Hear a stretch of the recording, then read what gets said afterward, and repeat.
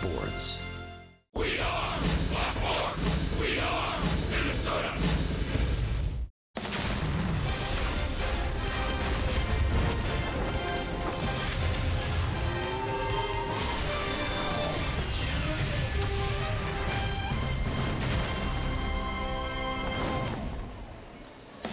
Been a strange week here at Target Field. Winter weather on Thursday night, then midsummer 75 and brilliant for last night's second game. And out of nowhere here this afternoon, a heavy rain has started to fall in downtown Minneapolis. Don't expect it to be a long delay. The start of this game will be at least slightly delayed for the Twins and Rangers to resume this four-game series.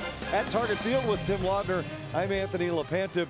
They pulled the tarp on the field just about a half an hour or so ago. It's a brief passing rain, but as you can see behind us, it's coming down here in downtown Minneapolis. How about 2 days ago when it was 50 degrees outside? You thought it was going to snow. We're going to have baseball tonight. This is going to be just one of those nights. As a player, you expect this. This happens, and so you take your time. We haven't loosened up any of the pitchers yet. You go back into the clubhouse, and somebody's going to come in and tell us what time the game's going to be played, and so the players are going to get ready to play the game tonight. We do not yet have an official start time. As soon as we do, we'll pass it along to you, and we'll have more from Target Field in just a moment. Twins and Rangers in a rain delay.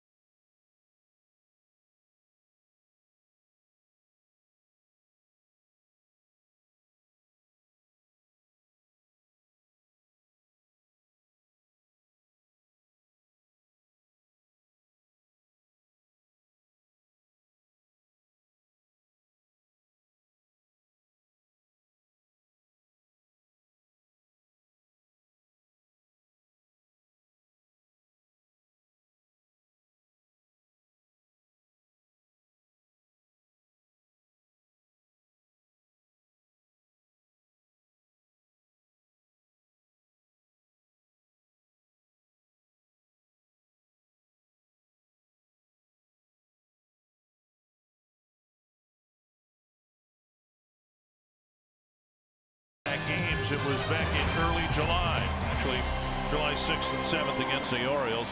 Ehire Adrianza is going to play first base tonight for the Twins. Miguel Sano, of course, got hit by a pitch in the hand. Joe Mauer with a scheduled day off, so the middle infielder or left side of the infielder getting a chance to try the right side, and Kyle Gibson hoping to bounce back from his second demotion to AAA and pitch a good one tonight. Jeff Bannister's third year for the Rangers hasn't gone as well as the first two. Slow start this year, some bullpen issues. They're trying to get back to the 500 mark, and they've had essentially the same record this year as the Twins. Here's the Menards batting order. Shin-Soo Choo leading off. Elvis Andrus batting second. Nomar Mazara, Adrian Beltre, Rougned Odor, Mike Napoli, Joey Gallo, Drew Robinson, and Robinson Chirinos. Kyle Gibson on the mound for the Twins. We'll see which Kyle will show up today and see if he has learned anything, not only in AAA about throwing his stuff for strikes consistently, but also watching Bartolo Colon do it last night. Just phenomenal. Twins out on the field, a little bit of a different look. Not so much in the outfield. It's Rosario, Buxton, and Kepler in the outfield. Escobar at third, in for Sano. Polanco, Dozier up the middle, and Adrianza got some extra work mid-afternoon today at first base, and we'll see how it goes there with Adrianza playing first and Jimenez behind the plate for the second game in a row. Shortstops can play anywhere. Well, believe it or not, that's kind of what Paul Molitor said. It said, you know, what do you mean, believe it or not? Of course I believe it. Paul Molitor said that if you can handle short, you know, you're fluid out there. You should be able to handle ground balls. The biggest difference isn't anything physically, but it's, you know, where to play on cutoffs and things like that. Right. Here's Choo. And he takes strike one. Last night he hit the first pitch of the game into right field for a base hit. Choo, Andrus, and Mazara in the Texas first.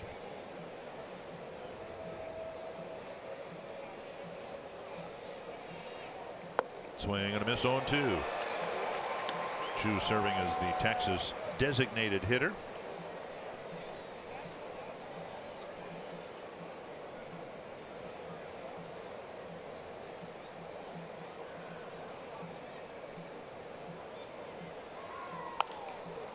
And Adrianza fields the second hop flawlessly. No problem. One down.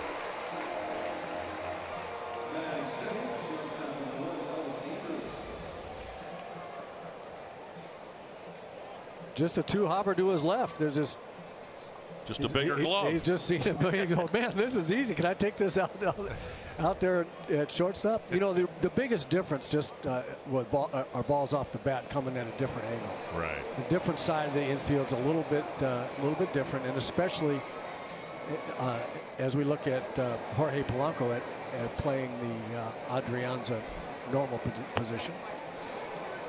Balls hit from right-handers at first base is a little bit different. And he's working on his foot to the pitcher right there, just anticipating when he has to do that. 1-0 to Elvis Andrus. Has had a good series with 4 hits, a couple of singles, a couple of doubles, actually 3 doubles last night. 1-1. Gibson trying to pick up his 7th win of the year, trying to get his ERA back to some degree of respectability. It starts today's game over 6. Just off the outside corner, close pitch, 2-1.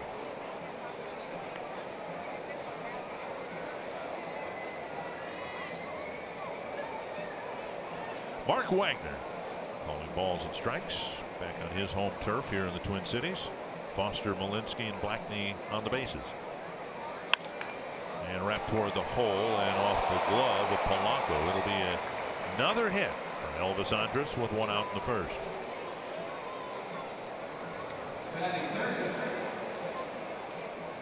And that'll bring up Nomar Mazara. Good sign for Gibson, albeit early, but 2 balls put in play, both of them on the ground. And a lot of strikes as well. So here's where the test will come in. Throwing strikes, the first 2 hitters. Somebody's on base now. Relatively sharply hit ball on his sinker. So can he just continue to trust his stuff and not all of a sudden say, oh no, I can't let him hit it?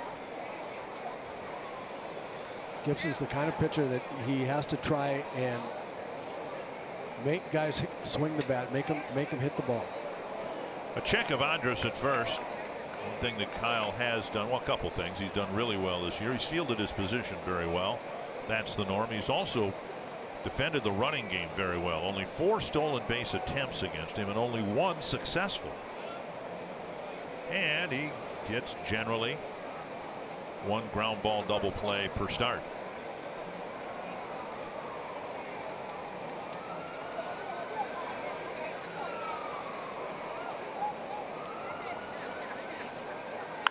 That's to the gap in left center and hit well. Rosario won't get there. In fact, it's in the bullpen.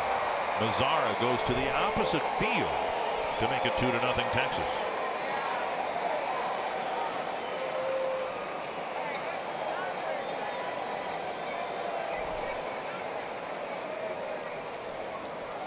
And the Rangers again tonight strike first. Well, we've seen Mazara hammer the ball now in the first inning 2 nights in a row. Fastball gets a lot of the plate. A sinker that was up and didn't sink much. Mazara goes with a little bit of movement away from him, hits the ball long to left center. This young man's going to be a really good big league hitter, especially against right-handed pitchers. 2-0, and now Adrian Beltre. Strike at the knees. Well, so far, nothing different than the complete game that Colón threw last night. 2-0 in the first. Okay, so they hit a home run. They got a couple of hits. They hit a home run. Can you keep throwing strikes and keep trusting your stuff? Big league hitters are going to hit the ball once in a while.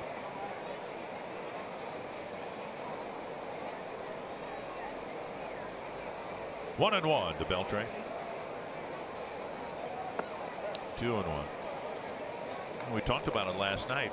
What we saw from Colón even before last night, the ability to give up, not the ability, the ability to recover from a bad inning. And in the case last night, his worst inning was the first inning. Bouncer to short. Polanco over to Adrianza, 2 down.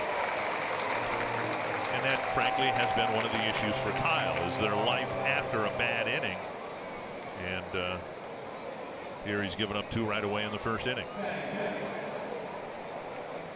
Rougned Odor will bat.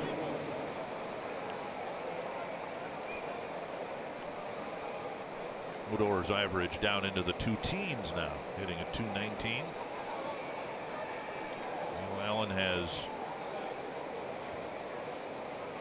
been frustrated, as Twins fans have been frustrated, trying to get some consistency out of Kyle Gibson. There's a strike on the outside corner. 13 pitches and 9 strikes for Gibson.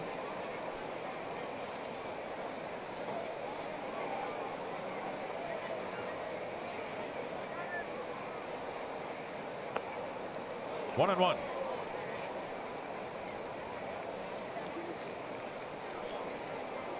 Big come down for Odor in the batting average department. The same number of RBIs. A few more home runs.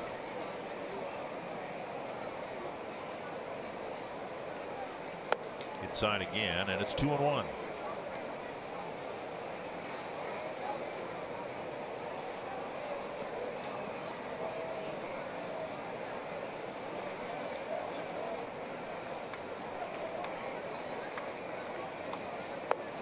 Way out in front. Yeah, real good changeup right there. Even though Kyle gave up a single, a ground ball that was hitting a good spot for a single, and then the home run. I mean, I still like the fact that he's throwing a lot of strikes and he's using all his pitches. And you're right, Dick. The most important thing for Kyle is, okay, once you give up runs, what do you do then? Full count.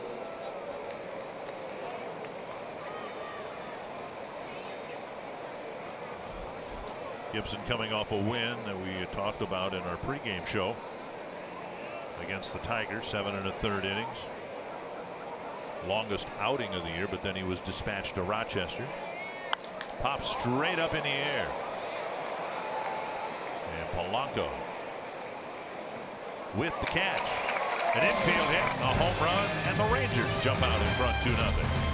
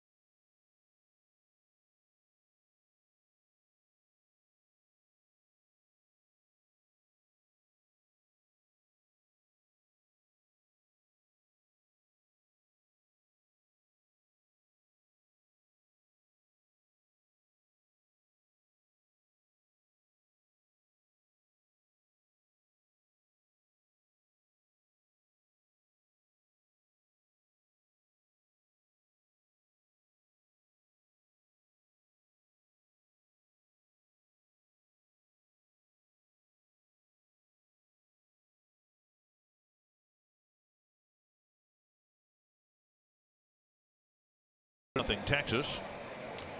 Paul Molitor hoping that the Twins can win back-to-back games here. At the start of this homestand, the Menards batting order has Brian Dozier leading off, Robbie Grossman hitting second, Eduardo Escobar, Chris Jimenez hitting cleanup, then Eddie Rosario, Byron Buxton, A-Ray Adrianza, Max Kepler, and Jorge Polanco.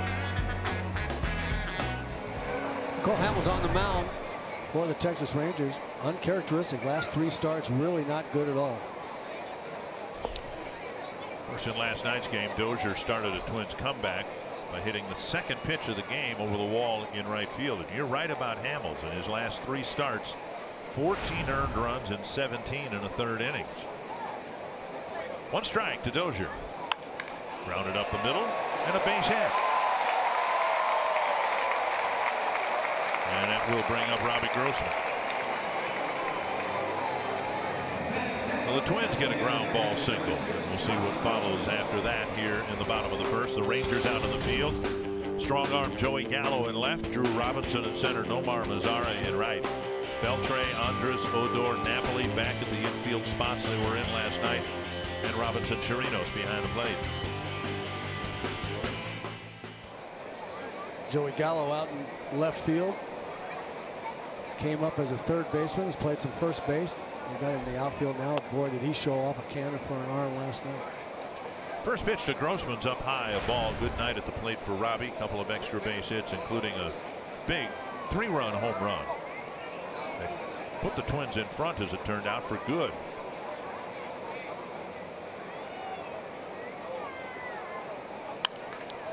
A little fly ball to center. And Robinson is there for the catch, 1 away. And that'll bring up Eduardo Escobar getting a start at 3rd base, because Miguel Sano, for the 2nd time in a week and a half, got hit by a pitch in the left hand. And Sano said today that it felt better after the game last night than it did today. Over the course of the evening, his hand swelled up. He was able to make a fist last night, unable to make a fist today. Probably not uncommon for a hitter to have it be worse the 2nd day. Absolutely. That's exactly the way those things work. Things swells up and gets really, really sore the next day or 2. Up and away, ball 1 to Escobar. X-rays taken last night were negative with no break. Sano might not play tomorrow. Yeah, he's been hit there twice now in 2 weeks, and that left hand's got to be sore.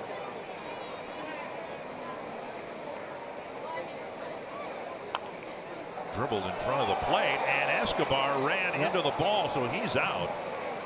And Dozier has to go back to first. You don't see that very often. When you see it, it's usually with a bunt. Well, this was a swinging bunt, and Escobar is retired 2 unassisted. Hits the ball right down in front of him. The ball stays right there. You can see he looks at that, and I'm not sure. Hit it with his bat. I'm not sure what he was thinking. He hit it harder with his bat the second time. He was looking right at it.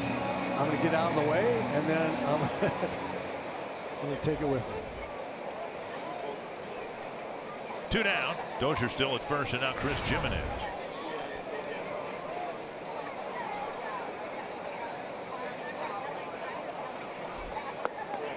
Down and in, ball 1.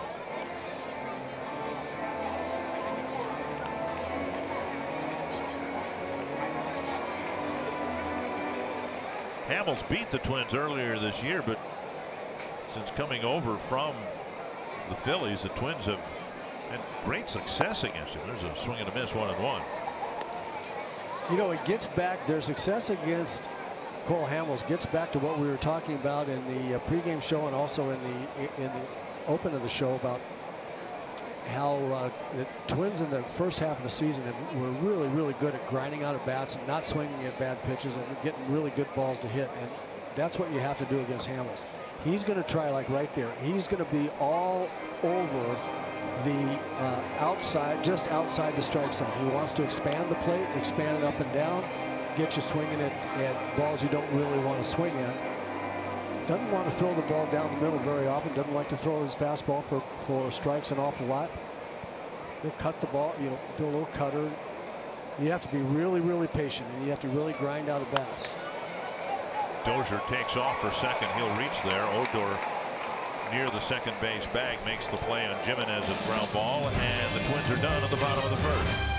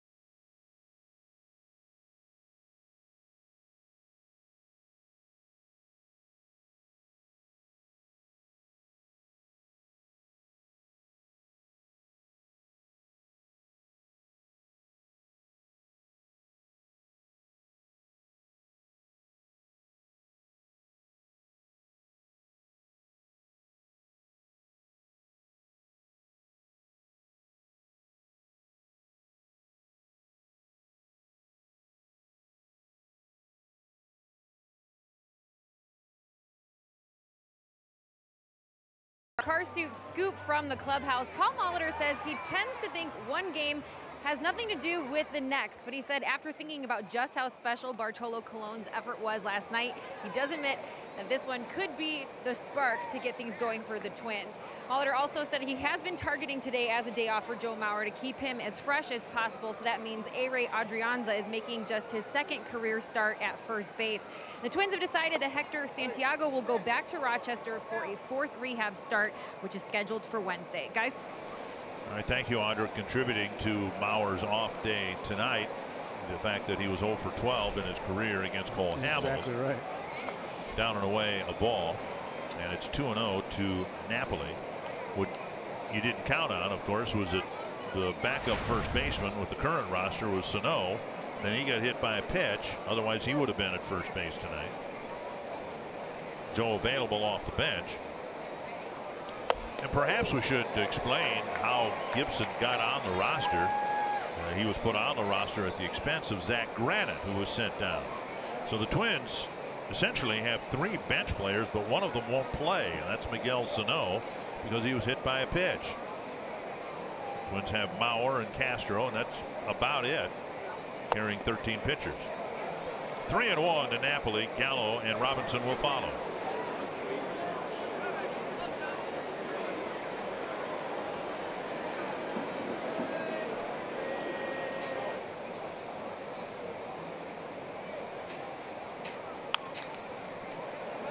Tap foul, 3-2.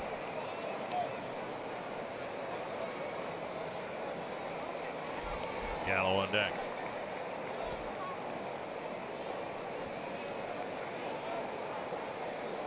See if Kyle Gibson can continue to put the ball in play, throw those strikes, don't walk anybody. Even though this guy's a dangerous hitter, can hit the ball in the ballpark, I still think you got to be a strike thrower. He issues a leadoff walk to Napoli.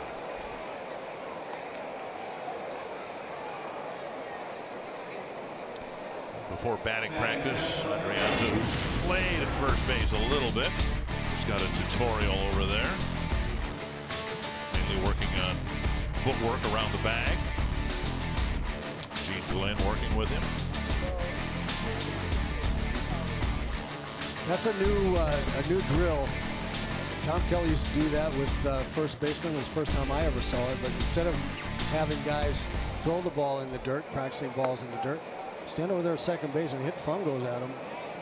And I'm not exactly sure why that is, except that they can hit the ball in the dirt better, I guess. You better have somebody who can use the fungo bat like a surgeon, and Tom Kelly could do that. I'm sure Gene Glenn can as well. Well, now 25 pitches and just 13 strikes for Gibson as he's walked Napoli and delivered ball 1 to Gallo.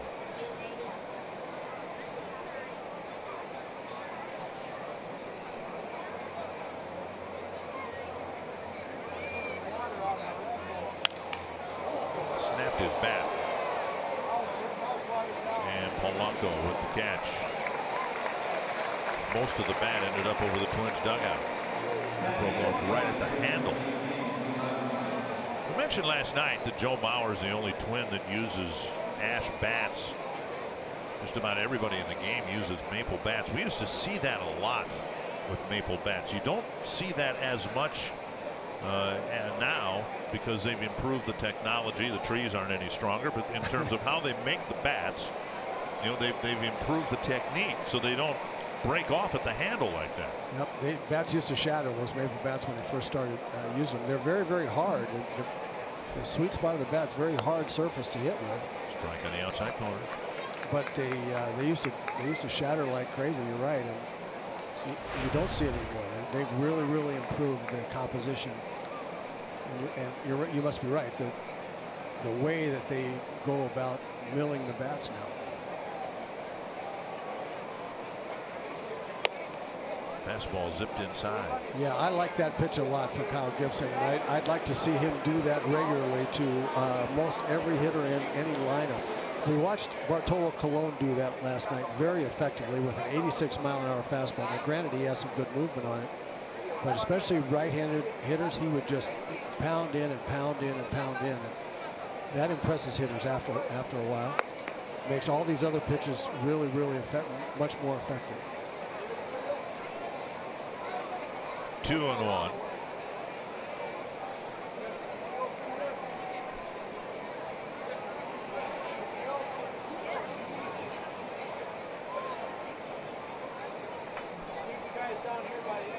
Runner goes, and Gibson delivered to the plate, and the ball spanked to right field.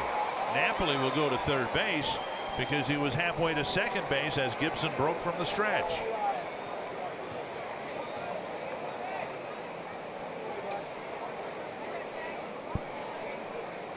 First and third, one down. I honestly don't know what Napoli was doing here. There's a low sinker to left-hander, which is there goes Napoli. And I can't figure out what Napoli was doing. I don't think the straight steal was on with his lack of speed. He could have been going on first movement, but there was no first movement. He just took off. He just took off, and you know, if it were a hit and run, you know, you're taught as a runner on hit and run, make sure the pitcher goes to the plate. So I'm not exactly sure what that was. Number 9 batter Robinson Chirinos. Between innings, Jeff Bannister came out and talked with Mark Wegner about something, and it's just speculation on my part, but I think it had something to do with Gibson's delivery from the stretch, whether he was stopping. I can't imagine what else he would have been discussing with Mark Wegner. Ball 1. And Gibson in need of that ground ball double play here.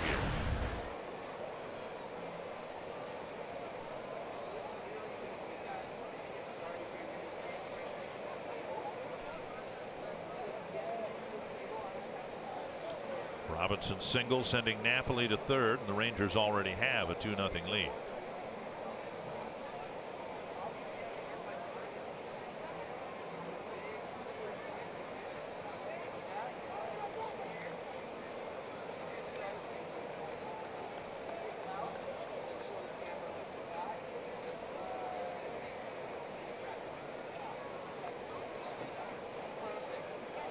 Mentioned that Gibson's only given up 1 stolen base on the year, and absent Robinson's hit, Napoli would have had the second one. Napoli, of all people.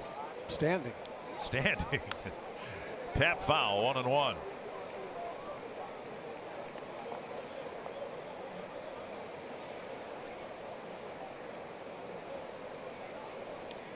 Runners on the corners.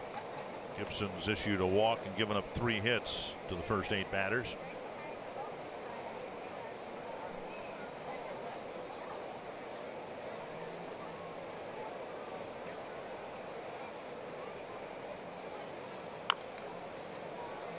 Beaten into the ground, and it's 1-2.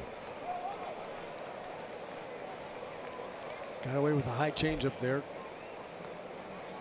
Ball floated over the middle of the plate. Chirinos just didn't hit it. It was good speed, good arm action, but the ball floated up, and he was a little lucky to get away with that one. Chirinos strikes out about once every 3 at bats. Gibson not a high strikeout guy, but this guy can be gotten.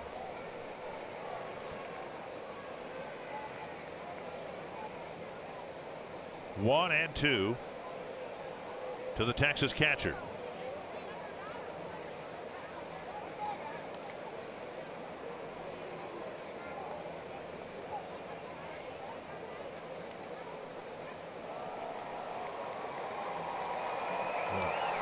I couldn't answer the question myself. What do you think is Kyle Gibson's strikeout pitch?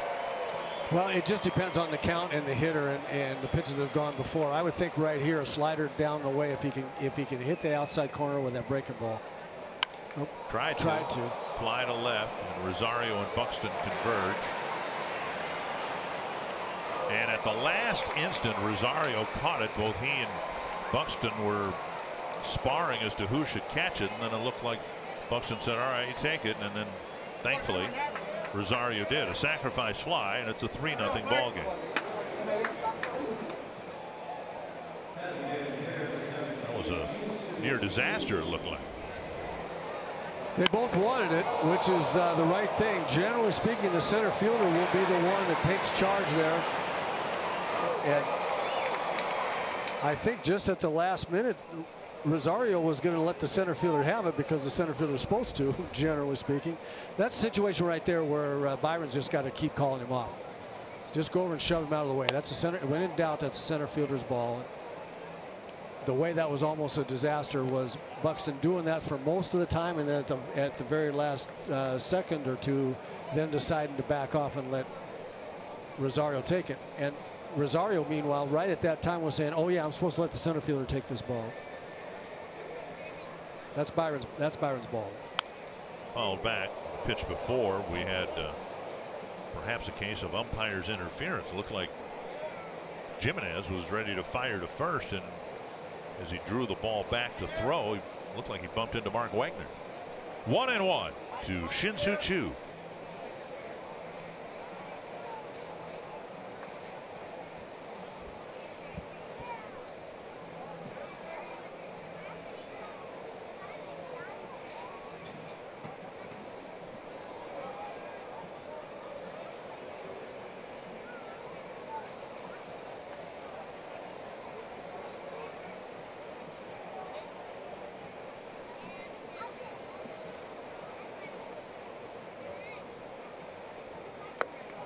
dug out of the dirt, and it's 2-1.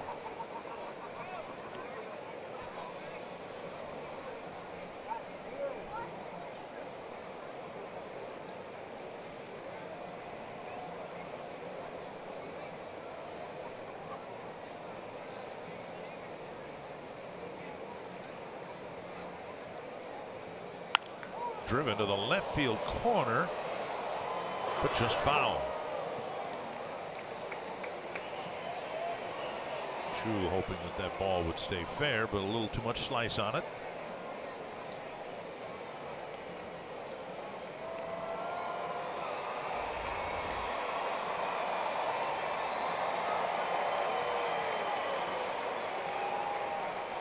The count now 2-2.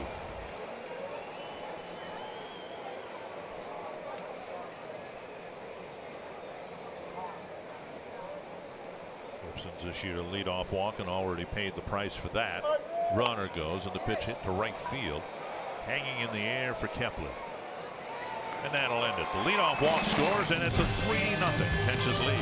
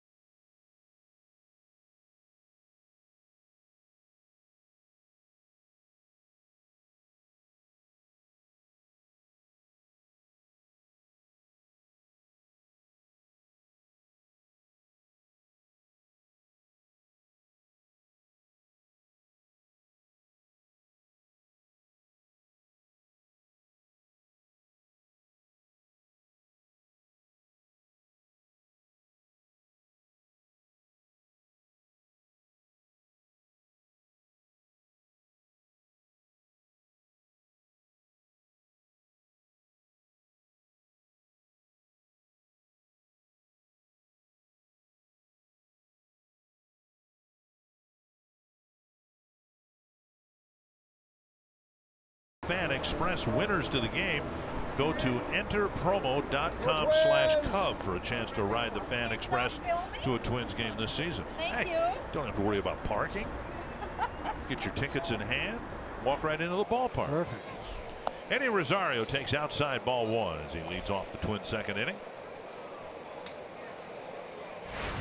We showed you Hamels' earned run average in his career against the Twins, 6.35 coming into the game tonight. Tap to the right side. Odor has an easy play to make, and he makes it. It's the highest opponent ERA against Hamels in with any opponent where he's made at least 6 starts. He's got 3 runs against him in Texas, but he managed to win the ball game. 1 down, and now Buxton. He's crafty. He's the crafty left-hander, the proverbial crafty left-hander. He's got a little bit more fastball than you might think. He tries to cut the ball in on right-hand hitters. Will backdoor cutter like that right there. He's always trying to hit the corners and pitch below and above the strike zone, make you swing at balls that you're not comfortable swinging at. Popped up, short right center field. Robinson with a catch and a couple of quick outs. That'll bring up Adrianza. Time now for tonight's State Farm combination. The Twins breaking out by their standards. 8 runs last night, just 6 runs scored in the 3 prior games.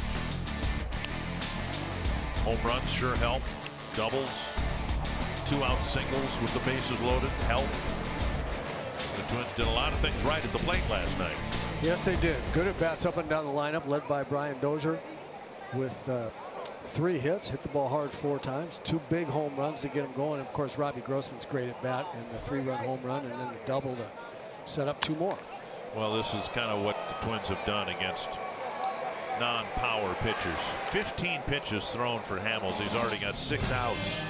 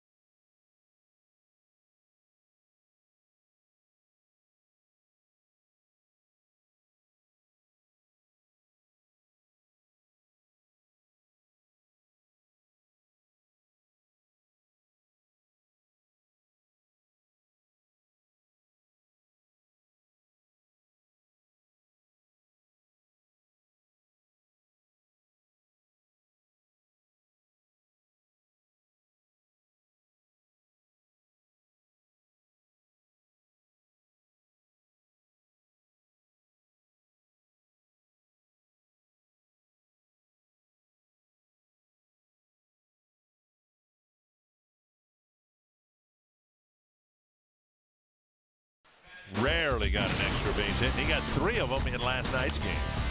He is really having a very, very good year. Using the whole field. He's always been able to slap the ball to right field, but he's doing it with some authority this year, and he can turn on the ball as well. He's just very, very comfortable and confident at the plate this year, and living up to a lot of promise that people have had for him for a long time. 2010, we gave you these numbers last night, but in 2010, 588 at bats, 15 doubles, 3 triples, no home runs. He got 156 hits, and 138 of them were singles. Andrus at the plate now, and he's got a 1-1 count.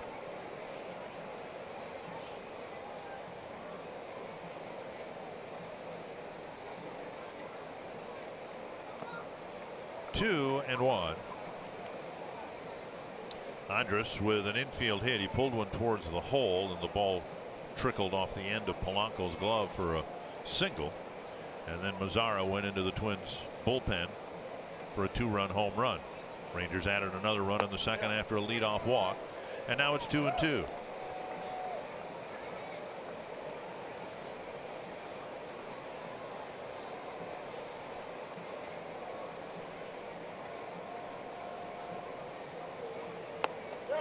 The outside corner.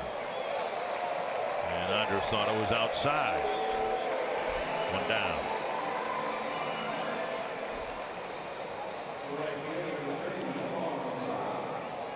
It's a good pitch out there, 2-2. It looked like it might have been a little bit outside, and it was. But, you know, Gibson's made some pitches with that fastball that were called for low that I thought were very, very good, too. So there's going to be some that hitters miss and some that umpires miss. Looked like the umpire missed that one. Nomar Mazara hit his 14th home run of the year with a man aboard in the first. Up and in, ball 1. See, that's a pitch I like. Again, that's not a sinker. That's Colon last night was throwing a 4-seamer as well as his traditional sinker, and I think 2 fastballs is really a great way to go in this league. And now he paints the outside corner, 1-1 with a nice changeup. But again, if we learned anything from Colon last night, he was not afraid to pitch inside a lot. Swing and a miss. 1-2. Another off-speed pitch. Yep. Another changeup. Another really good spot.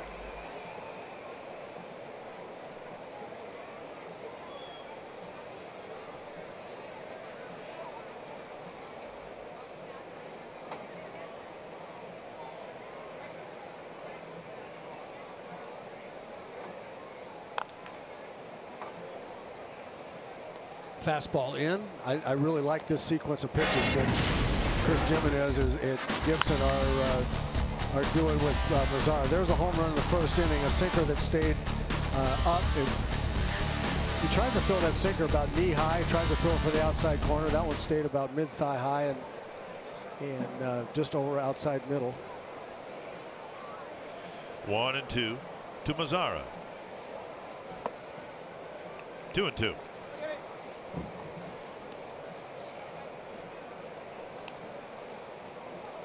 This will be the 50th pitch for Gibson.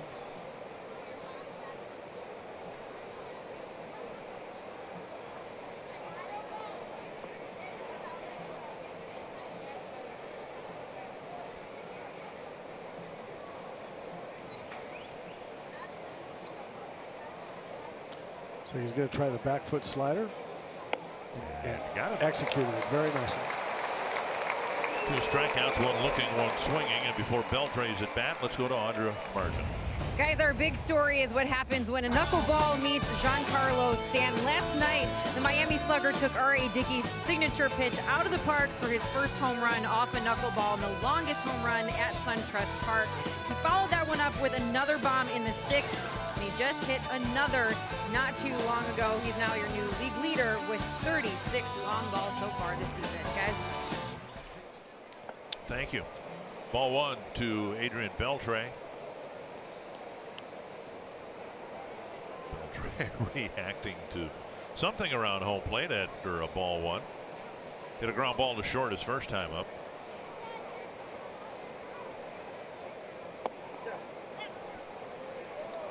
And now 1-1.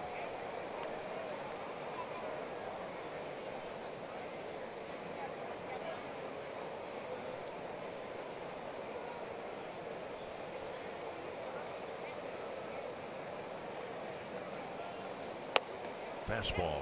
I like it. I really, really like it. This is a really, really good inning for a sequence of pitches so far for Kyle Gibson. 1-2.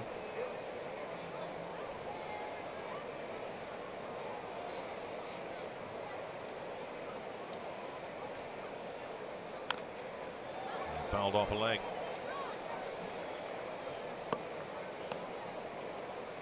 Detroit leading Baltimore 2-1. Top of the 5th. Boston leading Chicago 4-1. Top of the 5th. Yankees and Cleveland tied at 1. Kansas City's game with Seattle postponed because of rain.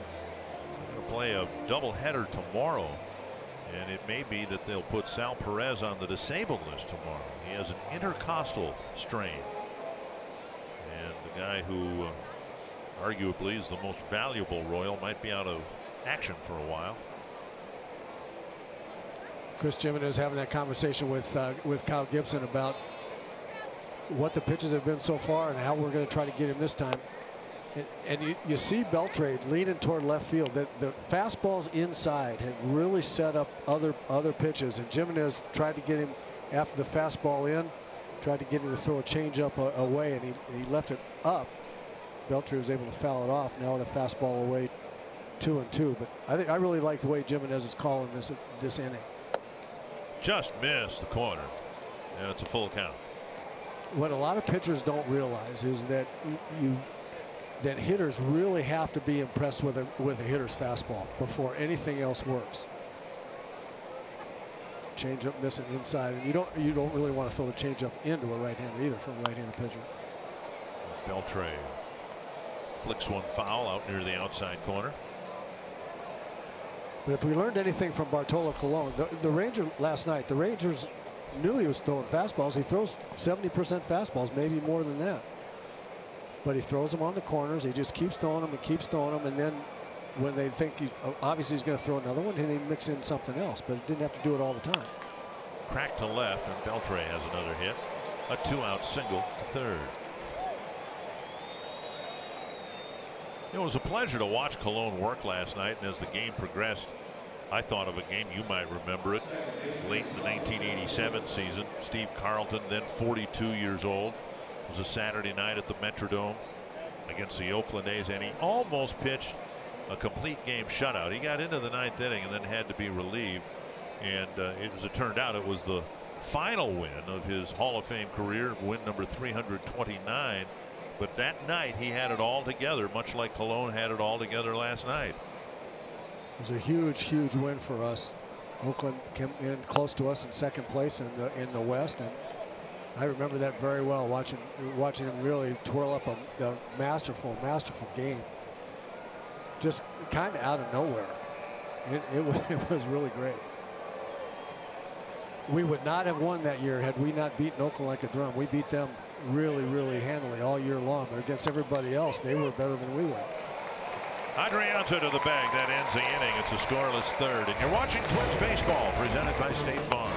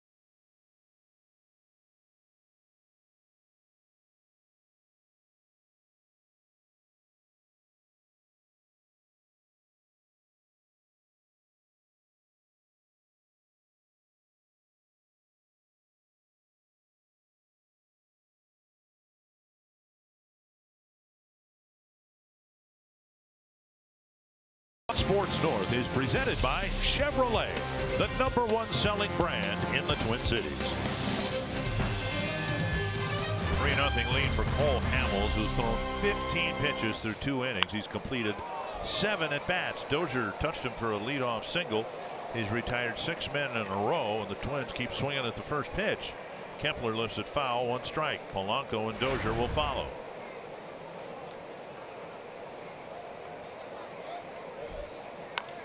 Chopper to short. He threw 5 pitches to get the 3 outs in the second inning, and it takes 2 pitches to get the first out of the third.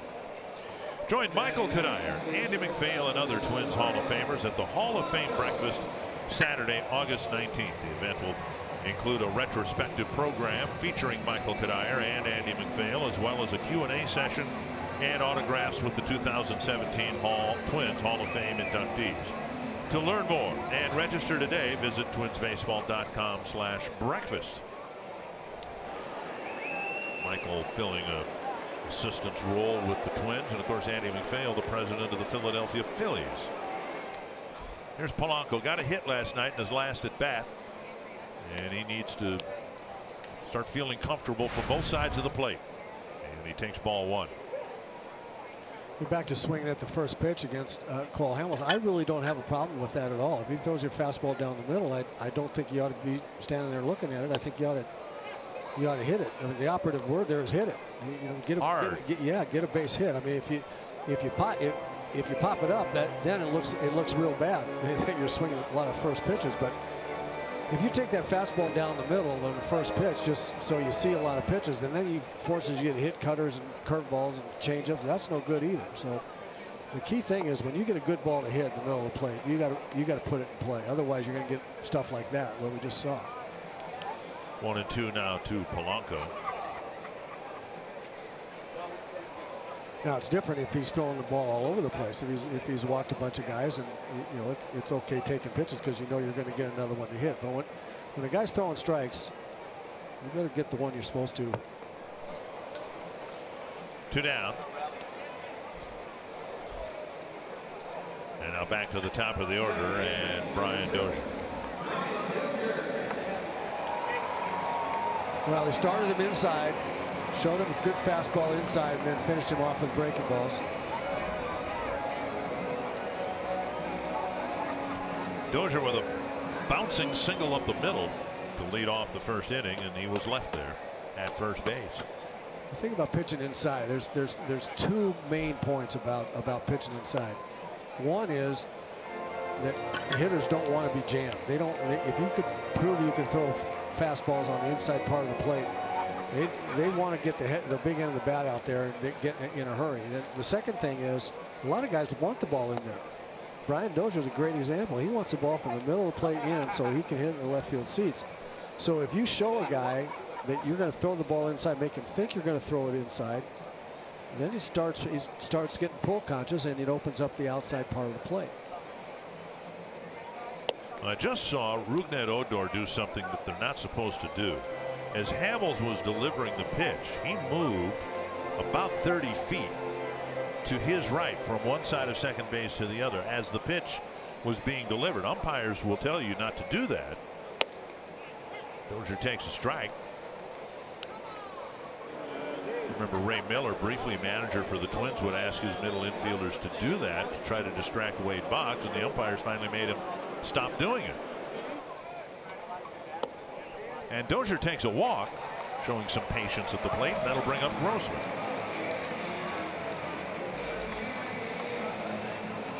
It always worked with Boggs too, because we'd have, you know. Oh yeah, it worked really well. Castino, Jimenez, whoever, the guy you probably moving back and forth, and he'd leave here 8 for 11 in the series. Right. Grossman hit a fly ball to center his first time up.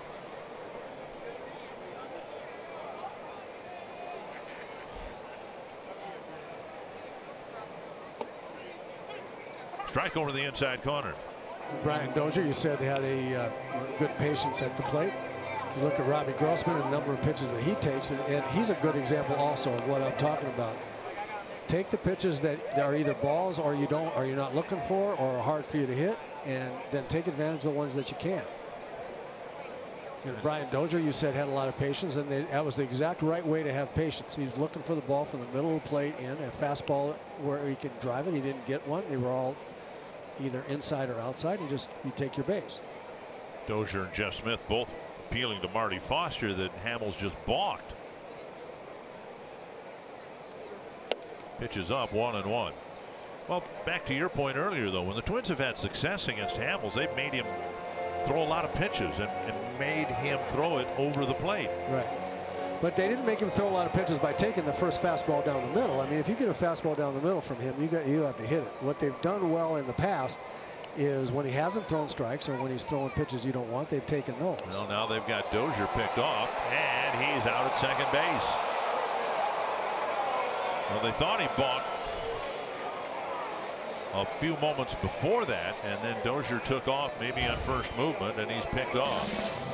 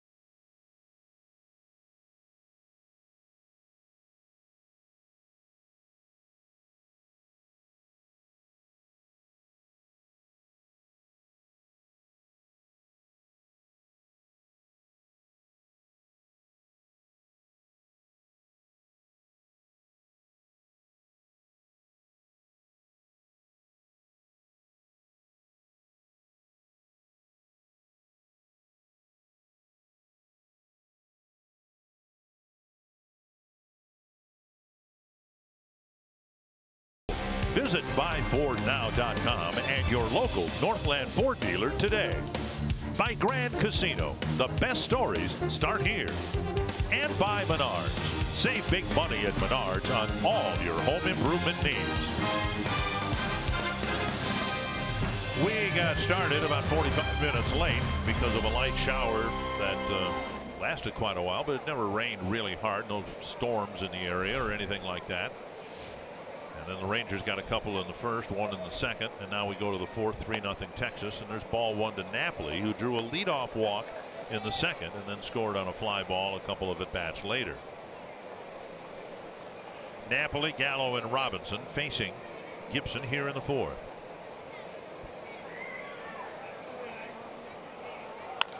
Tapper to third. Easy play for Escobar. Over to Adrianza. One down.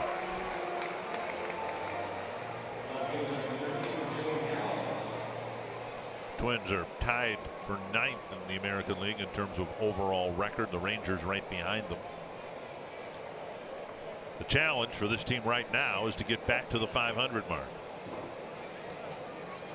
And at some point, to do that, you've got to start winning back-to-back games. Yeah, Twins haven't put together any kind of real streak. I think they've won 4 in a row at one point in time is the most. Looper to left, and Gallo has an opposite field single with one down.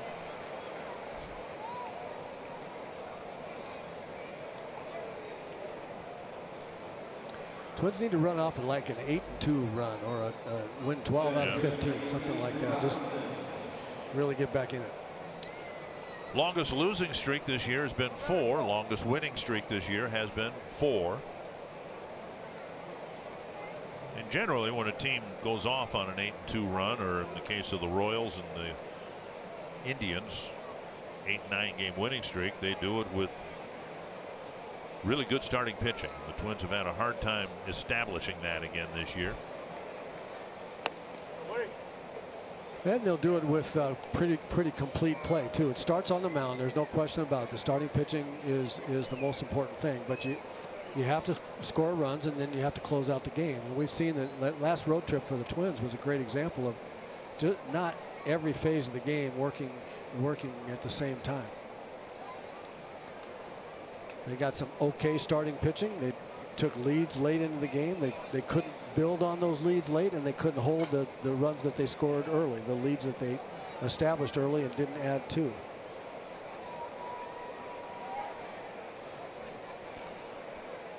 Robinson slapped a single to right his first time up. Now down and in, 2-0. Drew Robinson's a really interesting story. I don't know if you know an awful lot about him, Dick. I certainly didn't. I was talking with the Texas broadcast guys. He's kind of a journeyman organization guy in Texas that they're giving a shot to in center field.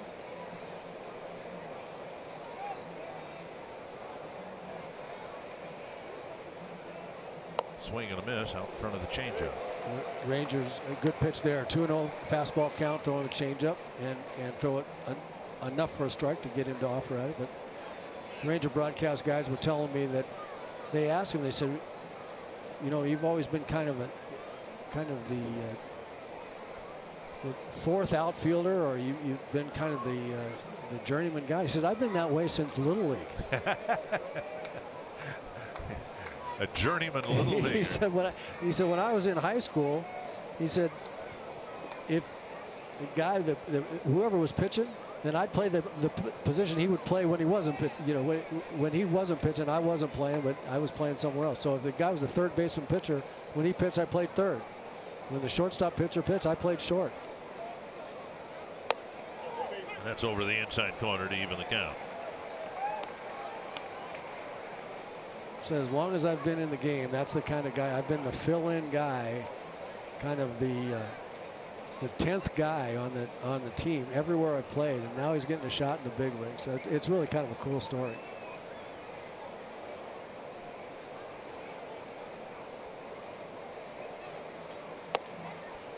And now 3-2 to Robinson. Robinson, Chirinos on deck.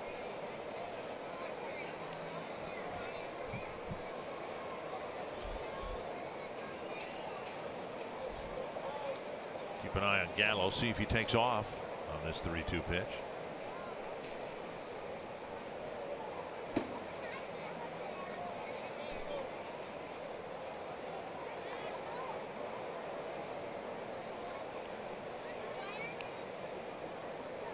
I believe Joey Gallo will be running. The reason I say that is because Robinson hit the ball well, hit a base hit into right field with Napoli running early on. I think that Jeff Bannister doesn't think that Kyle's going to strike out the hitter, and he didn't. And he walked him instead. First and second. One down, and Chirinos will bat. Join Fox Sports North Sunday in Northeast for Open Streets Minneapolis, a fun, family-friendly way to explore the neighborhood and local businesses. Stop by the Fox Sports North booth on 5th Street Northeast to learn more about streaming Twins baseball on Fox Sports Go, play games, and more. Visit foxsportsnorth.com/events for details. First and second, one down, and now Chirinos, who lifted a sacrifice fly to deliver the third Texas run, his first time up.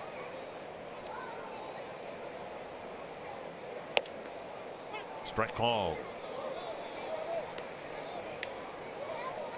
70 pitches already for Gibson. He's trying to wrap things up here in the 4th inning, but he's only got 1 out on the board.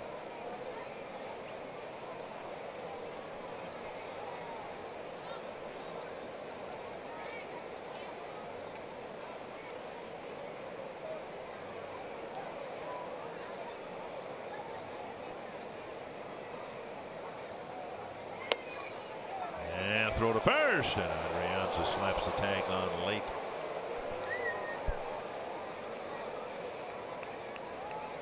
Jimenez threatened to throw to first earlier in the ball game, trying to backpick a runner.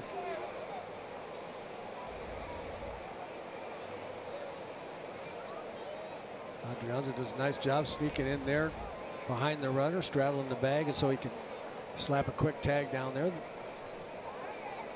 Robinson just back ahead of the throw.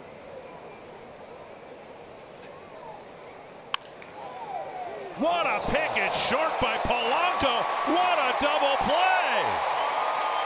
A smash to his backhand side, and he turned it into a double play.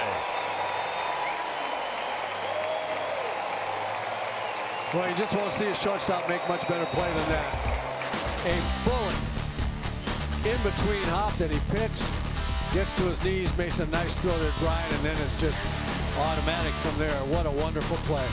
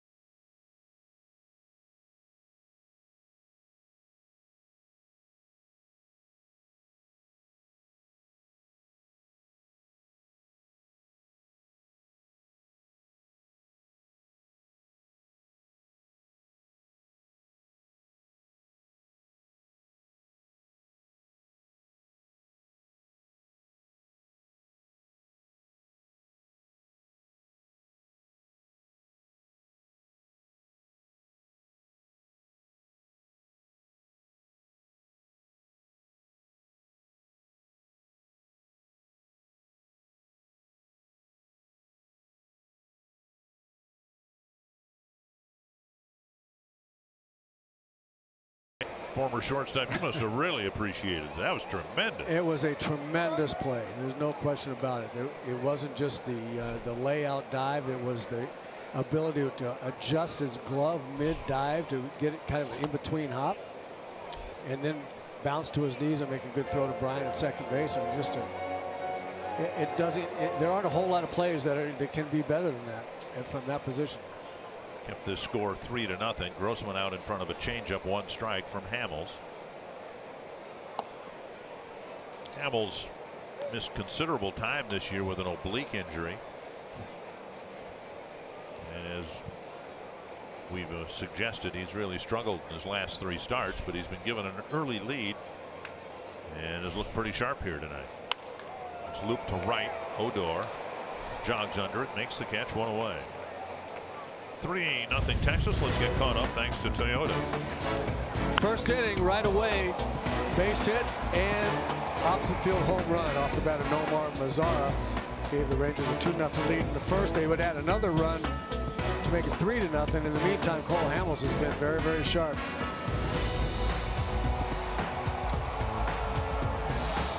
Dozier's been the only base runner, and he was picked off once.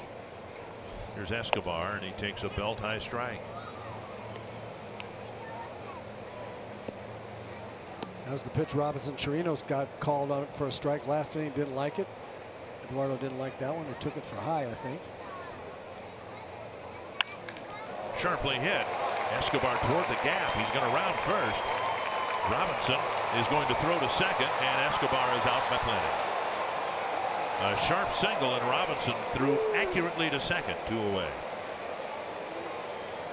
Well, I appreciate Escobar's hustle and desire to make something happen there. With 1 out, not a very good gamble. You got to make sure that you can make it. With 2 out, maybe you make a great play trying to get to second base with 2 out, but to be thrown out by that much with 1 out already, that's not a good base running play. Now Chris Jimenez with the bases empty.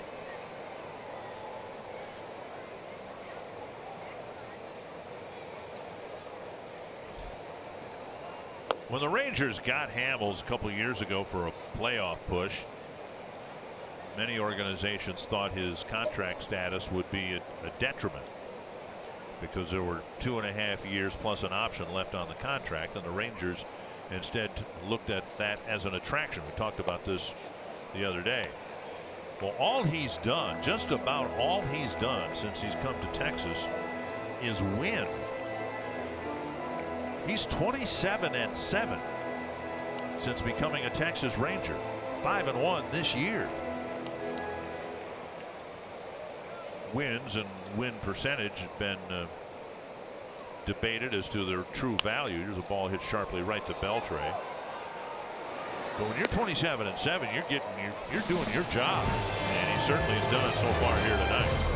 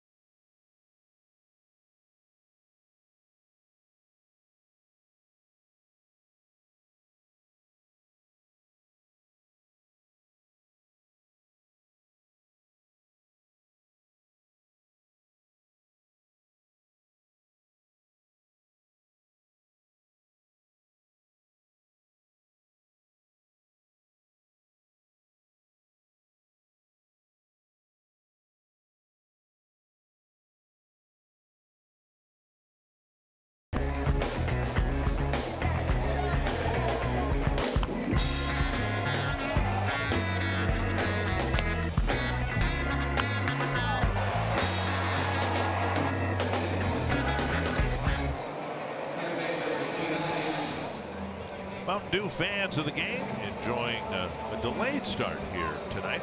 It started about 45 minutes late because of a rain shower that popped up. And the grounds crew, as if they didn't have enough to do over the last week or so with 2 concerts here last weekend, had to put the tarp on and get the field ready. And as usual, they did a great job. Shin-Soo Choo leading off the 5th against Kyle Gibson. Up and away, ball 1. People have always asked me what I think of this ballpark, and I'd say I'm mad because I didn't get to play here. It's a wonderful, wonderful, wonderful surface to play on. Larry DeVito and his grounds crew staff just do a marvelous job. Metropolitan Stadium wasn't manicured to this degree, or pedicured, whichever the. No. That man right there, though, was out there at Metropolitan Stadium. Alex been part of the ground crew for a long time. Known Alex for years and years and years and years. How would you rank, of course, Metropolitan Stadium for many of us is a very sentimental place. Was right. The place where we were introduced to big league baseball. But how would you rank it in terms of other stadiums at the time? Things are so much different now with Choo striking out. Things are so much different in terms of the quality of the field, and literally they're almost manicured now. Where was Met Stadium in the ranking? I think manicured now is absolutely right. The way they take care of the fields, they're just immaculate, beautiful. You know, it was a great place to hit. Okay. I really enjoyed hitting on that ball in that ballpark. Greg Nettles used to come in with the Yankees, and he refused to come out for anything other than batting practice. He would not take ground balls on. He'd come out and hit, take his turn, go back in the clubhouse.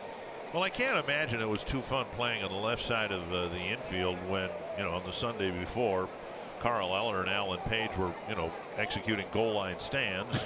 Yeah, and then they added the Minnesota kicks as right. Well. Charged by Escobar, barehanding, nice low throw, and nice stretch by Adrianza. 2 down.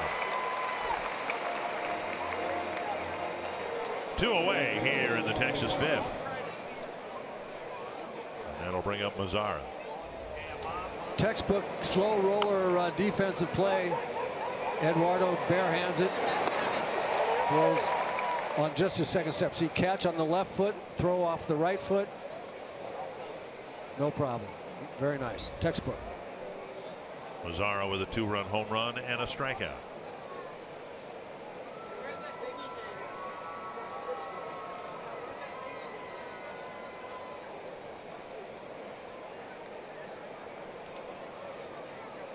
I wonder where the flamethrowers are now that they use. And they used them occasionally for baseball too, didn't they? To thaw out the field. Absolutely. Absolutely. I mean, they must be sitting in somebody's garage someplace, don't you think? Flamethrowers and engine air blowers. Right. Painting the holes in the grass green to make it look better. See, I want to get one of those flamethrowers for my driveway in the wintertime. Wouldn't that be great? Tapper right side, Adrianza to the ball, Gibson to the bag, and that's how that's supposed to work too. And that's how you're supposed to pitch an effective inning. Very nicely done by Kyle Gibson.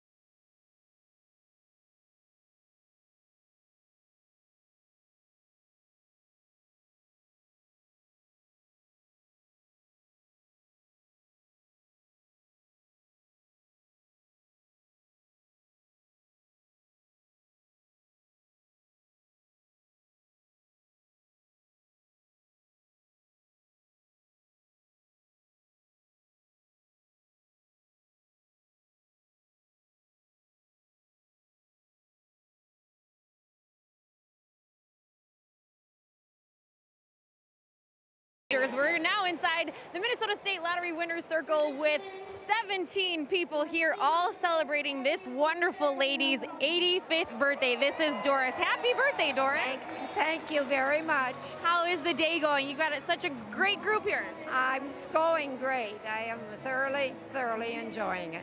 Now, I know you've been a Twins fan since day one. What's your favorite thing about Twins baseball? Oh, I love sports. So I watch it. I watch it on TV. I never miss it.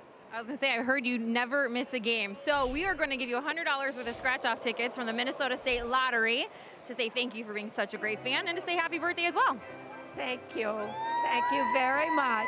Well, from South Dakota, so travel safely as well. Enjoy those lottery tickets. Okay, thank you very much. Guys, back up to you. All right, thank you and happy birthday. Rosario takes a pitch up and in, then he swings through the second pitch, 1-1. Rosario with a ground ball to second his first time up. Then Buxton and Adrianza will take their swings against Cole Hamels.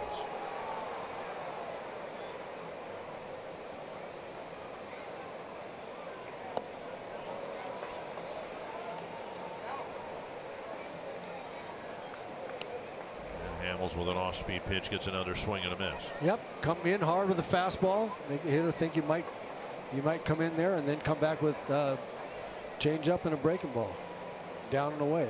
That's the way you set it up. And another off-speed pitch and another swing and a miss. One down. That'll bring up Buxton. Byron with a fly ball to center his first time up. So we're talking about pitching inside. So come up and in, and then make 3 really good pitches down and away.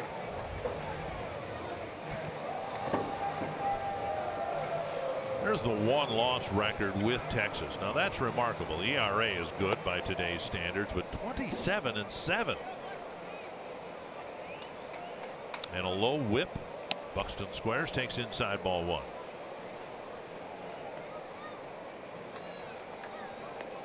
Well, that whip, the walks and hits per innings pitch, is really, I think, about as important a stat as there is. And the way you control that the best is by controlling that W. Just don't walk people. Yep. That's to right center field and down for a hit. Buxton with a base hit, and he'll slam on the brakes. And the Twins get a runner with 1 out in the 5th. That'll bring up Adrianza. MLB.TV Premium is back better than ever. Watch every out-of-market regular season game live on over 400 supported devices. Plus, get a free subscription to At-Bat Premium, the #1 app for live baseball. Blackout and other restrictions apply. Visit MLB.TV for details. Here's Adrianza hit a fly ball to center his first time up.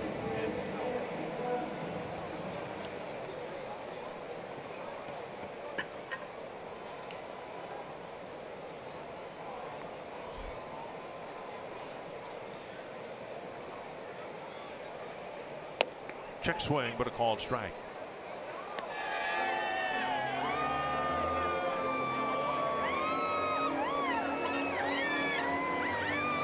Fans way up there by the left field foul pole.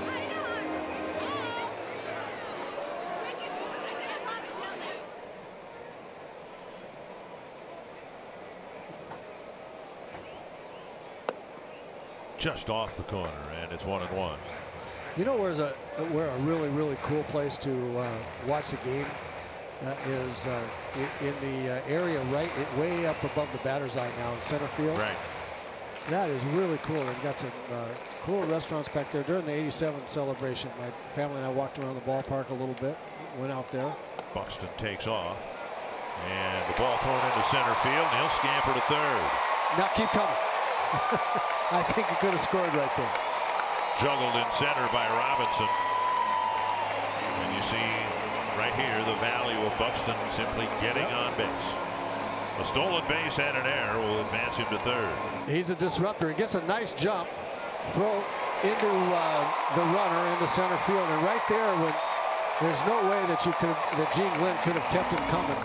But I have a pretty strong feeling that if Buxton had never slowed down, if he knew that he had the green light all the way, as soon as Robinson dropped that ball in center field, I think he'd have scored, because Robinson would have had to pick it up, find home plate, throw a strike to the plate to get him. I think Byron could have scored right there. Critical at bat now with Adrianza behind in the count 1-2.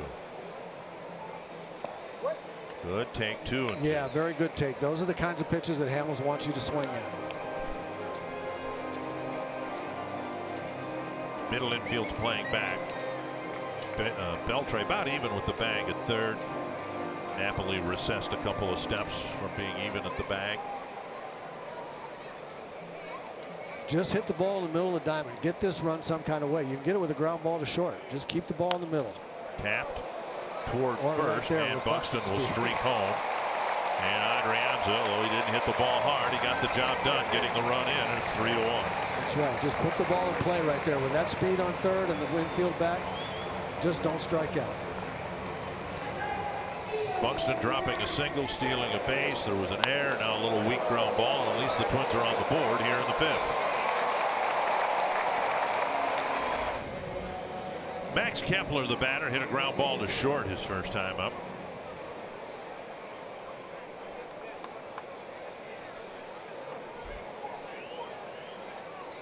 Down and away, ball 1.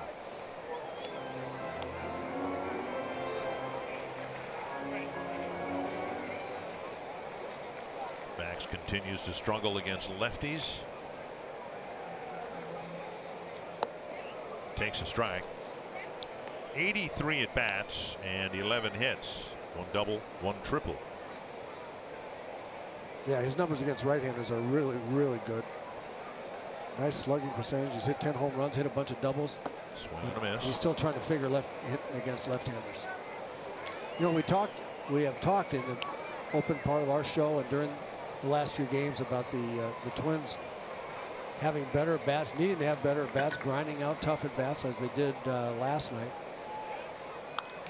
Pulled foul. Tim Laudner talked in the pregame show. In addition to that, he talked in the pregame show about doing the little things and moving guys over, moving guys from second to third, hitting behind the runner, getting the sacrifice flies, getting the guys in from third. It's important to do that because against guys like Hamels, you're not necessarily going to throw up a 4-spot again. You just got to get the runs when they're presented. Driven to left, hit pretty hard. Gallo is there to make the catch. Good at bat for Kepler. It's the 3rd out of the inning. Buxton scores. It's 3-1, and you're watching Twins baseball presented by State Farm.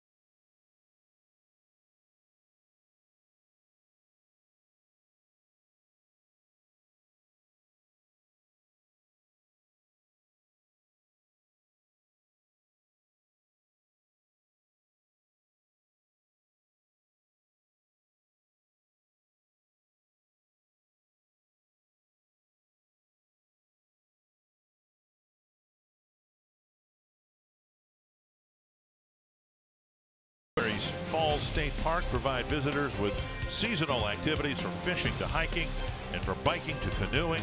Plenty of things to do. Gooseberry Falls is the gateway to the North Shore. It's known for its spectacular waterfalls, River Gorge, Lake Superior shoreline, Civilian Conservation Corps log and stone structures, and Northwoods wildlife. Learn about Minnesota State Parks at exploreminnesota.com and share your favorites with #OnlyInMN. Love going up there. It's I like the towns up there. Knife River, Two Harbors, Castle, Danger, Silver Bay, Long Lake. Been a while since I've been up there. We got to change that. Here's Adrian Beltre. 1 strike. Foul back, 2 strikes.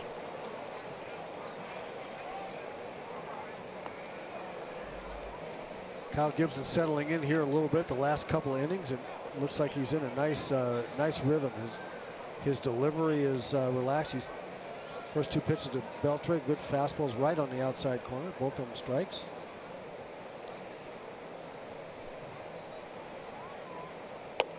And he gets him to chase. 1 down on the 6th. Let's go to Hunter Martin. As tonight's showstopper is yet another come-from-behind win for the Dodgers. This time coming against the Mets, the Dodgers rifled off 5 home runs to win it 7-4. So now at 43-7, that is the best 50-game stretch in Major League Baseball since the New York Giants did it back in 1912. Guys, the Dodgers simply do not lose games. It's pretty impressive. Yeah, and of course they enjoyed their 3 games against the Twins too, with some dramatic come from behind heroics. Down and in to Odor, ball 1.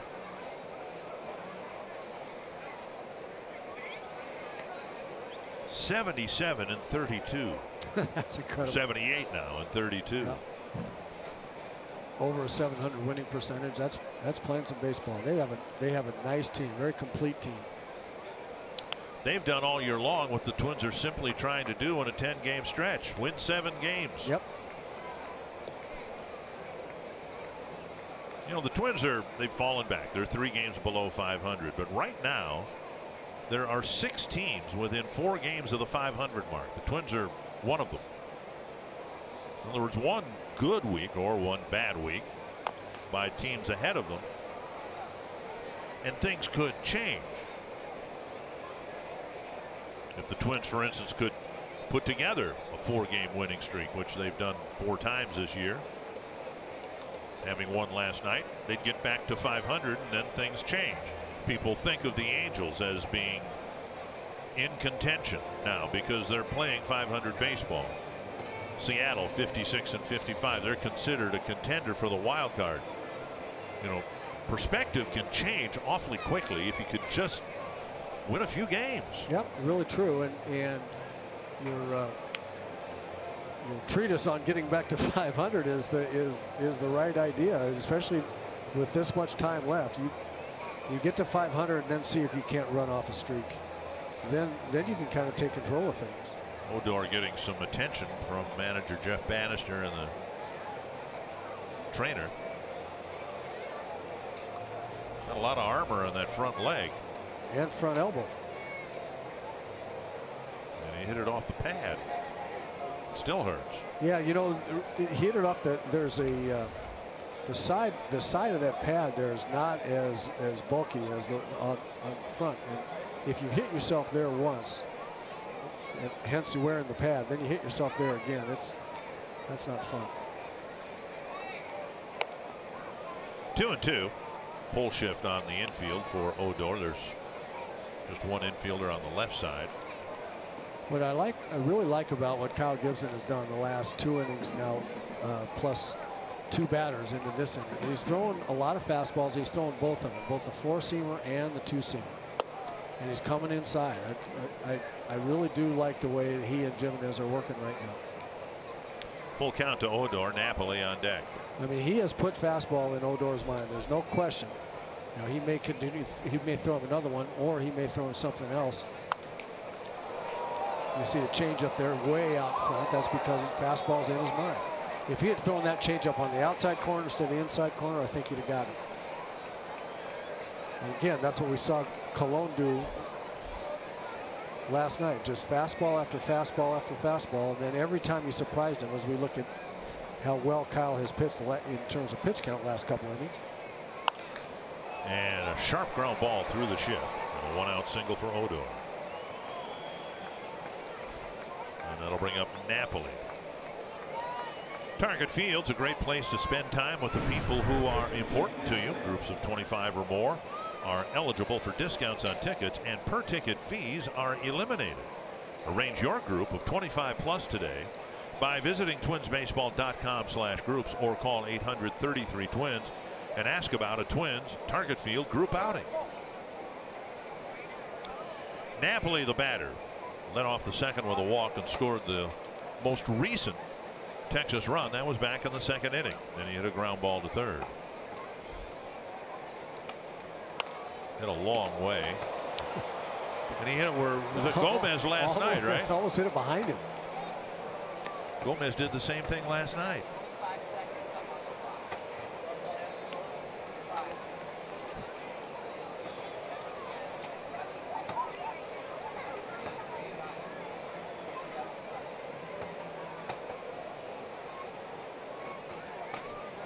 One strike to Napoli.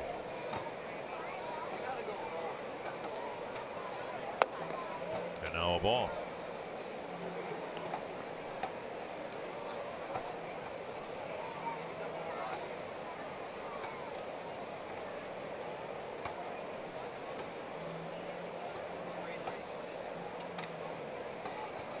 Yankees leading Cleveland 2-1, top of the 8th inning. 2-1.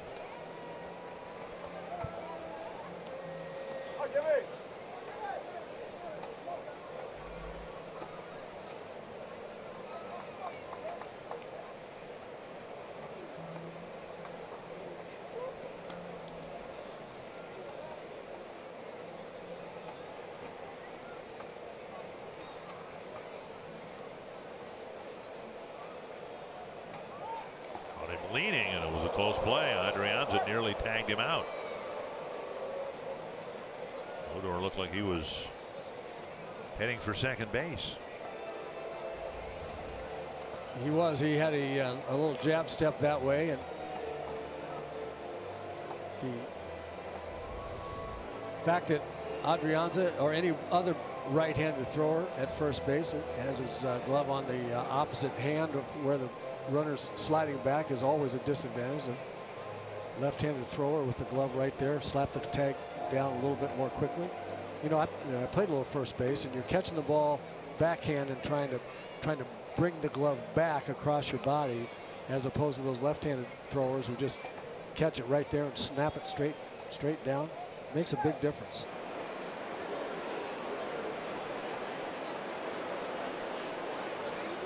Two and one to Napoli.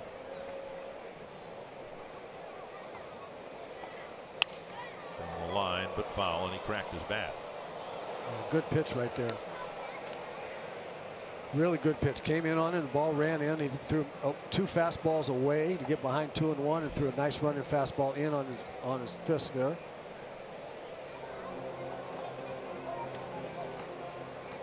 See if he's got something that could put Napoli away. Now, once you get a guy set up for the outer part of the plate, see if you can throw it either for a strike or close enough to get Napoli to offer at it. He loves swinging at high fastballs. Well, I think he's got him set up for either a high fastball or something on the outside part of the plate. I can see Napoli, because I've seen it so often, I can imagine Napoli swinging through a high fastball. I can also, because he's done it so often, see him smashing it about 450 feet. I'd rather see the really good breaking ball in the outside corner. There's the high fastball. Too high for Napoli to swing at it. Now 3-2. And a good chance Odor will take off here. Napoli still strikeout prone. Jimenez may get a chance to throw a runner out here. Yeah, if I'm Jeff Bannister, the manager, I'd probably send him thinking, I don't think Napoli's going to swing and miss a fastball. If he might swing and miss a slider, but then Odor's got a chance on the slower pitch. Runner doesn't go, and the pitch lined to center and down for a hit. A couple of one-out singles here in the 6th. Joey Gallo is due up, and we saw Buddy Boshears warming up. We'll see if Gibson is taken out here, and here comes Palmalo.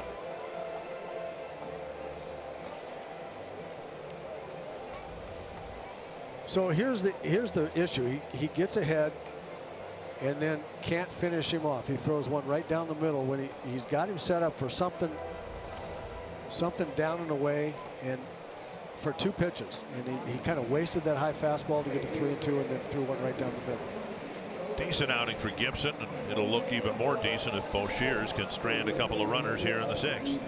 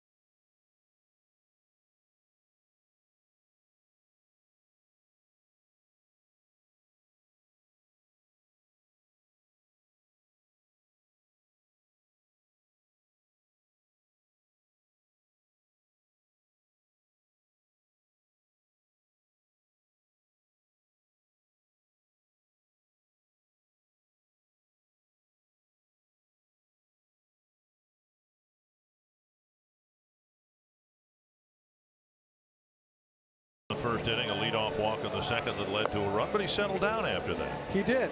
He absolutely did. He had 60 pitches after 3 innings, and then drastically cut down his pitch count. He had 2 really good innings.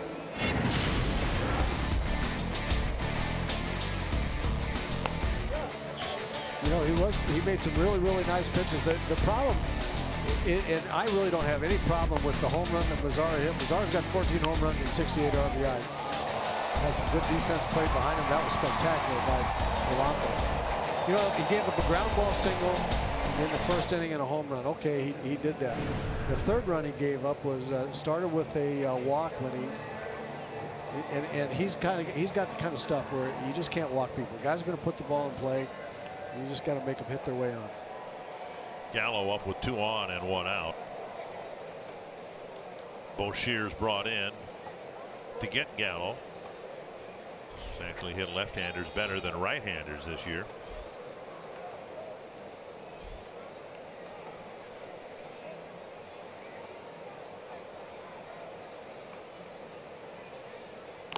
Big swing. He waited on an off-speed pitch and ticked it foul.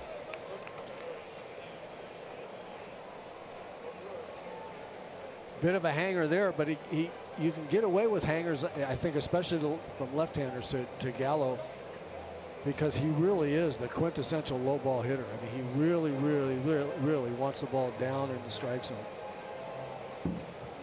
And I think the reason he hits left-handers better than right-handers is a total guess on my part. Well, it's an educated guess. I think left-handers try to get him out with breaking balls and low fastballs, and they leave him in low middle of the plate, right in his sweet spot. Right-handers have an easier time, it seems to me, like coming up and in on left-handers, which is a hole that he has. They can throw sinkers out away from him. Left-handers don't like coming up and in on guys too often, and they try to throw a lot of breaking balls like we saw the other night from Mejia, and just leave it right there. In the dirt, 1-1. Boshiers has held lefties to a sub-200 opponent batting average. See, it splits left-handed and right-handed. And Ryan Presley warming up behind Boshiers in the bullpen. 1-1. Twins have had 2 complete games in their last 3 games, so the bullpen obviously pretty well rested.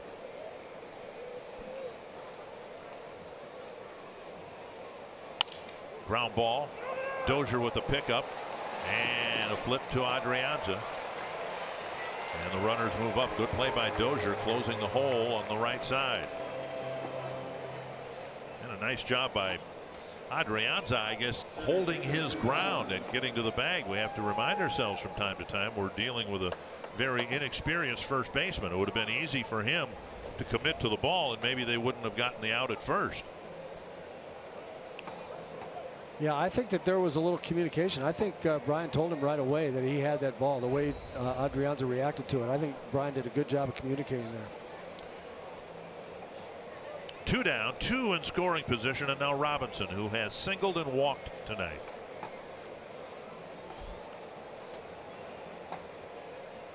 Up and in.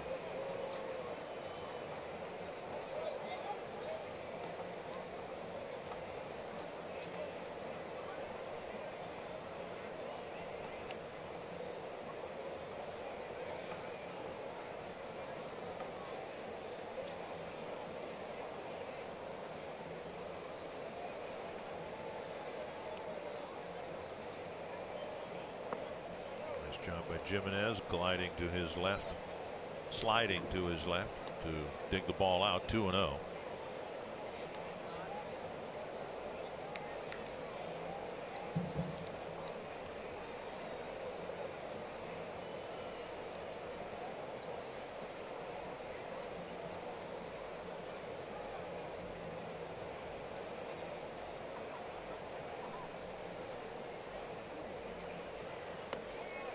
Strike called, and it's 2-1. Good pitch there at the knees by Buddy. See if Buddy can get the Twins off the field here in kind of the classic left-hander situation. Top of the ball, got the bottom of the strike zone, it looked like. You see that action, the movement on that fastball, and it's not as hard or as severe a break as Zach Britton, but it's kind of got the same movement. Kind of down and into a left-handed batter. Zach Britton, he doesn't know where the ball's going. It goes down and in, it goes down and away, straight. Boshear's trying to ice a couple of runners on the bases. Yep. As I say, kind of the quintessential left-handed reliever job here. Come in and see if you can get 2 left-handers out. 2-2 to Robinson. And Boshear stepped off the rubber with Odor trying to draw a balk.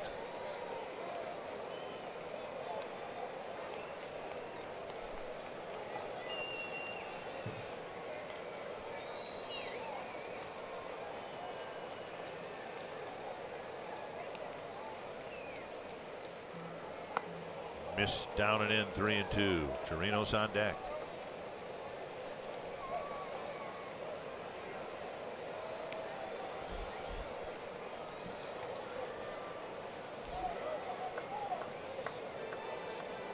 And Jimenez wants to make sure. Yeah, if I'm Chris Jimenez right here, I'm having the conversation that goes something like, let's not give in to this guy right here. We have first base open. Tough for Jimenez to have that conversation with Boshears because Boshear's not going to pitch to Chirinos most likely. But even so, let's leave it all on the field right here. You got one more pitch to make. One way or the other, you got one more pitch. Let's make it. Let's not give in. Let's make a great pitch right here.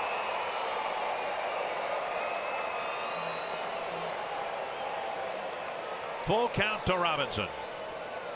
Yes, got him with an off-speed pitch. Exactly right.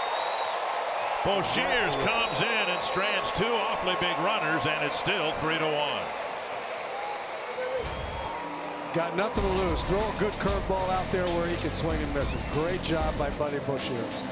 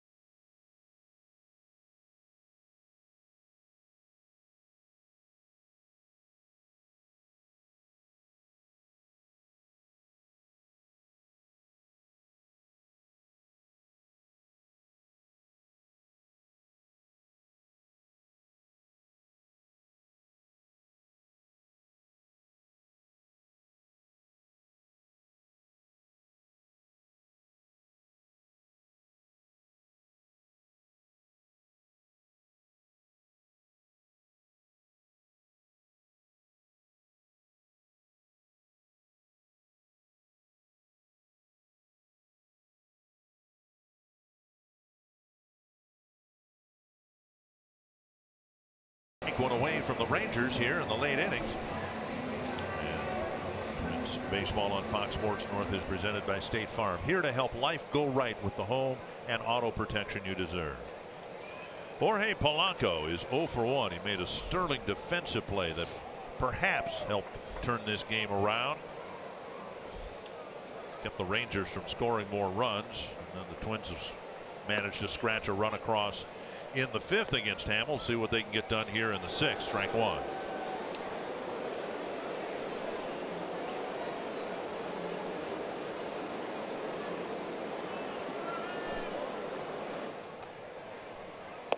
I don't envy what Polanco is going through, and you probably went through phases of it yourself. It would seem to me that if you're struggling offensively, it almost hurts you to be a switch hitter, because you've got two sides to be concerned about. The very nature of switch hitting is it's supposed to help you. One hopped over the tarp. But it almost, for someone like Polanco, who hasn't established himself yet up here, that would help contribute to the confusion or congestion of the mind. Does that make any sense or not? Yeah, I think it does. Usually a switch hitter is better from one side than the other, and the problem is that the side he's not usually better from the left side than the right side. On the ground, hit right at Andrus. One away. And you don't get as many at bats right-handed, generally speaking, so that you don't. It's hard to work on that. And what really gets your mind crazy is when your good side goes bad. Then you go, well, I know I'm not swinging well right-handed. I'm not swinging well left-handed either. Oh man, that's nasty. One down. Here's Dozier. He's reached both times with a single and a walk. In the 3rd inning, he drew a walk and then was thrown out trying to steal. Picked off actually by the pitcher Hamels. And Dozier takes ball one. Twins have threatened to bunt in front of Beltre, but have yet to try it. Beltre looked like there he was trying to egg him on. Sure, go ahead, try it. Yeah, I wouldn't bunt in front of that guy. Strike called, 1-1.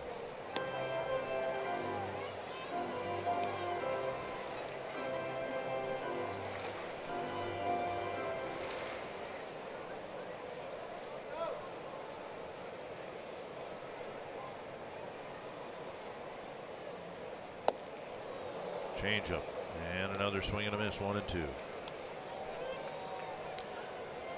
Twins have had 4 base runners on against Hamels, but never more than 1 in an inning. And that they got a run in the 5th was because their base runner was Byron Buxton. And another off-speed pitch, and Dozier strikes out, 2 down.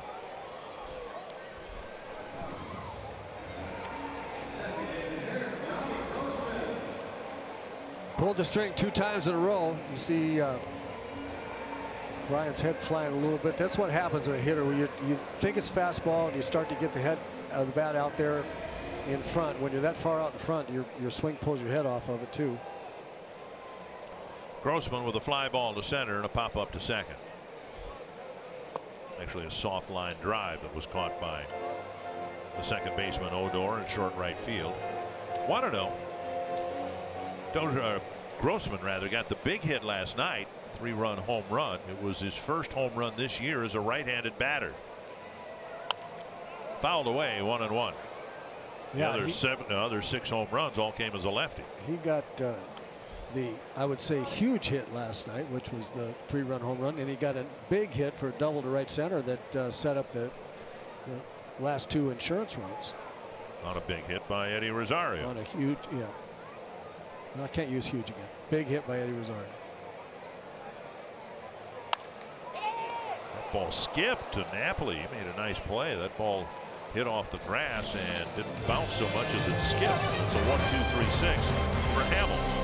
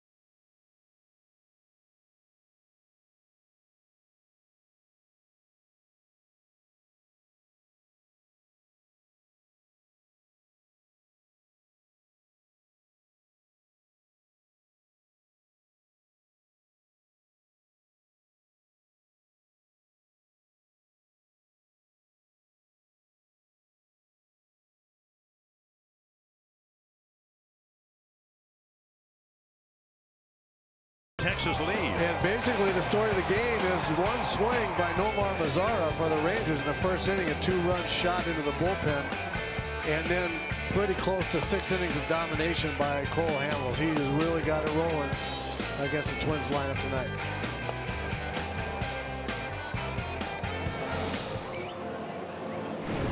Buddy Boshears did a nice job cleaning up a situation in the 6th, and now the Twins hand the ball to Ryan Pressly for the 7th.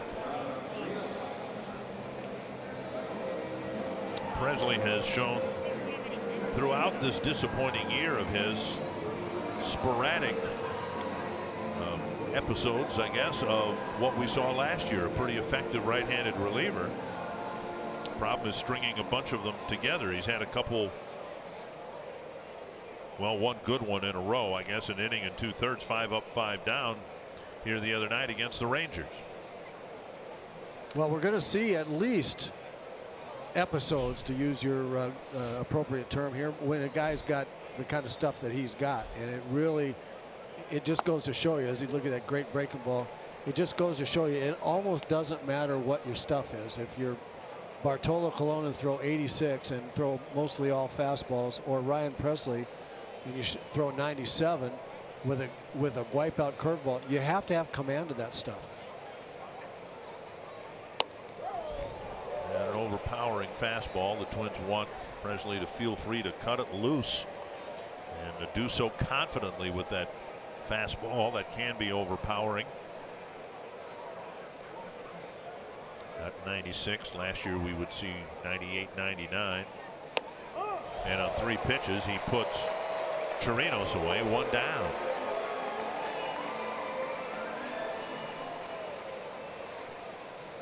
Fox Tracks presented by Carrier. Well, the hitters know he throws 96 to 98, so he starts them with a beautiful breaking ball, and then once they show him that, then just blow him away. Talking with Neil Allen today about Pressly, specifically Pressly, what they're trying to do, and I think we can notice it in his delivery. He had a habit of arcing his back. There's a breaking ball for a called strike. In his delivery, extending backward too much, and of course when that happens your head moves, and mechanically they're trying to get him to stay a little more compact and erect rather than arching his back. Yeah, I think that's a great catch on mechanics by Neil Allen, and you're right.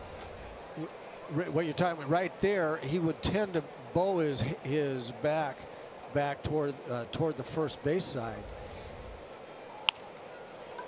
Oh, what a catch by Escobar! A soft line drive, and he timed his leap perfectly. When you're playing in the infield, the softer line drives like that are the hardest ones, because you see them right away, but then you have to really see the depth perception and get the timing right. And you're right, Dick. If you don't time that absolutely perfectly, you don't catch it. 2 down in the 7th. And a tip of the cap from the pitcher. And back to his pitching mechanics at Pressly's and bowing his back. It would be really, really hard to get to the release point and have a consistent delivery with your throwing your head back like that.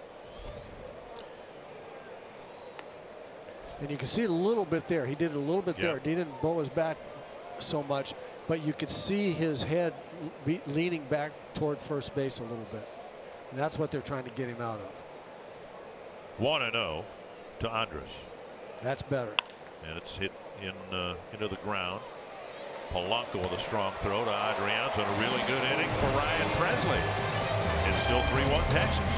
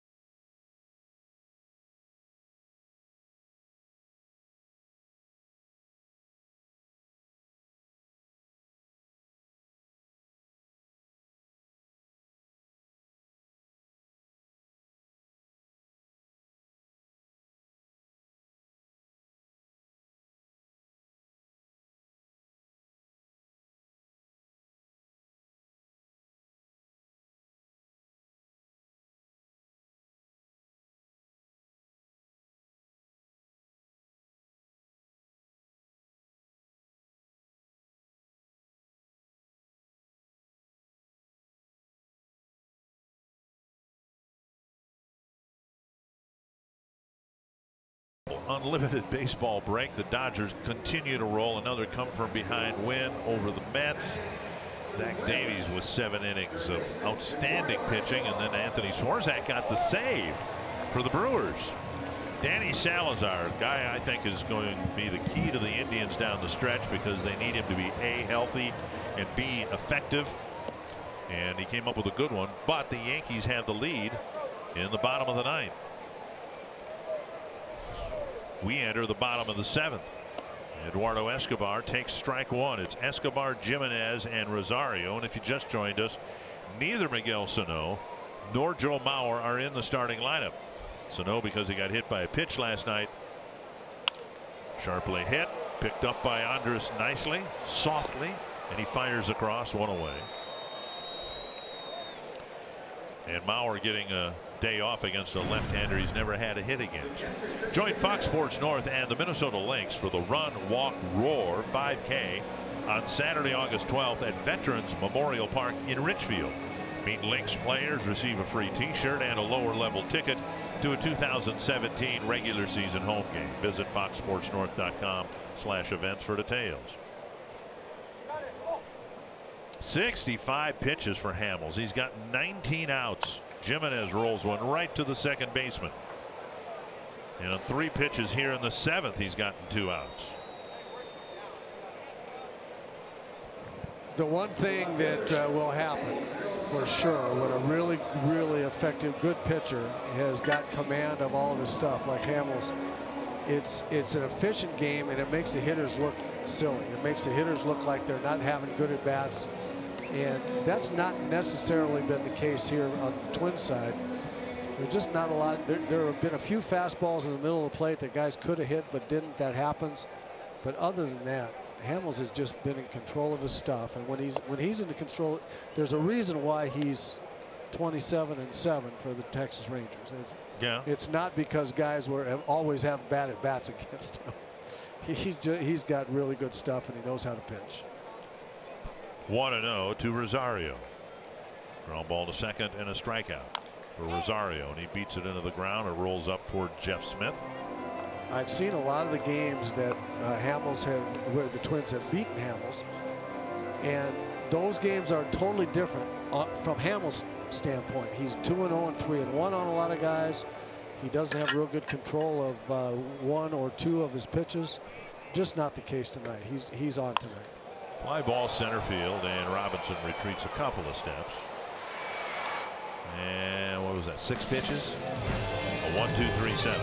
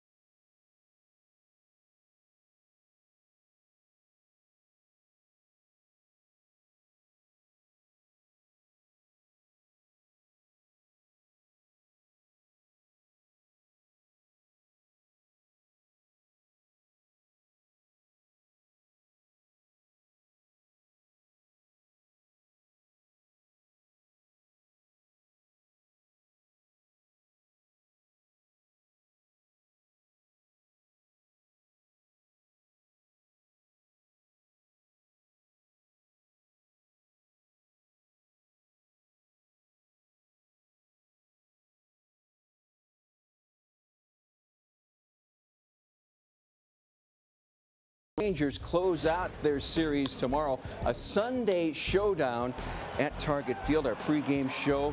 Twins Live, get you ready for the series final starting at 12:30. Then Dick and Roy bring you the call. Twins final game of the season against Texas Sunday afternoon. Twins took 2 out of 3 in Texas. Hamels beat them in Texas, and he's in control of things there so far tonight. Cruising through 7 innings, and he's got a 2-run lead. Well, he's probably done. He's thrown 69 pitches.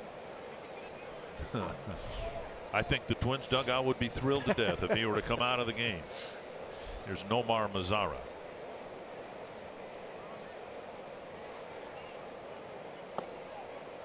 And there's strike 1. Presley had a very clean 7th inning. He threw 8 pitches, 6 strikes, and he starts Mazara with strike 1.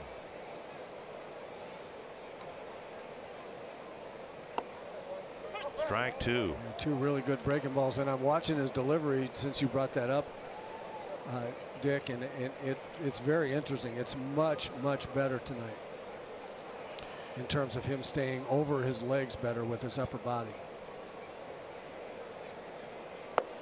And on 3 pitches, he takes care of Mazara.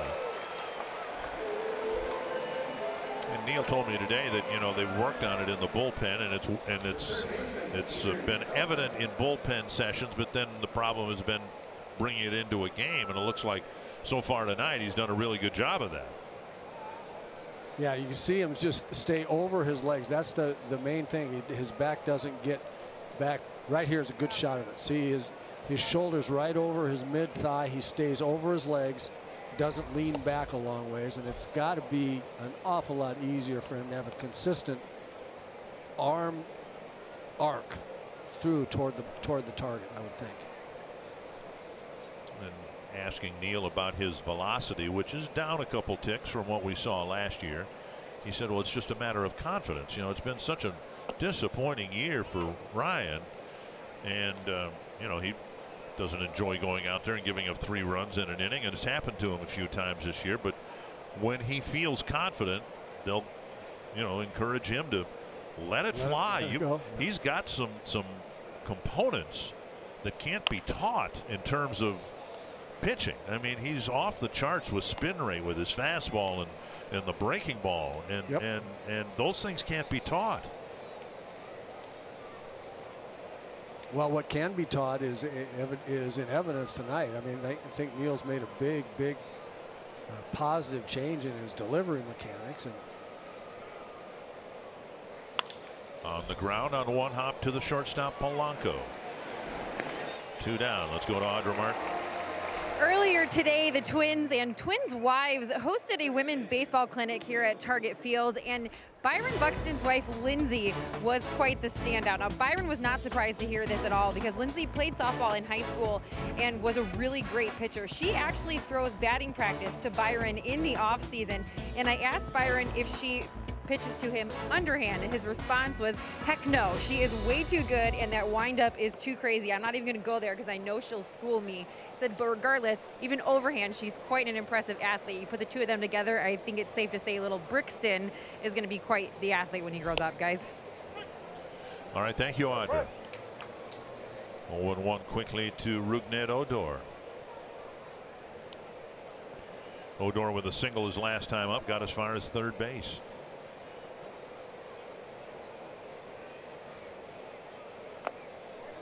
One and one. As I watch Presley's delivery mechanics now more closely, you can also tell when he's leaning back too far in as he starts to his delivery motion. When he finishes, he'll fall more toward first base.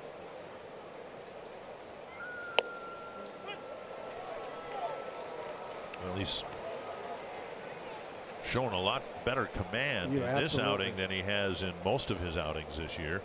Again, he had a nice outing his last time out, a perfect outing, 5 up, 5 down, and that's what he's done again here tonight.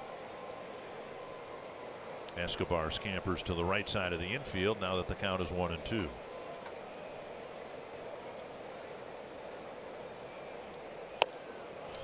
Up high at 96.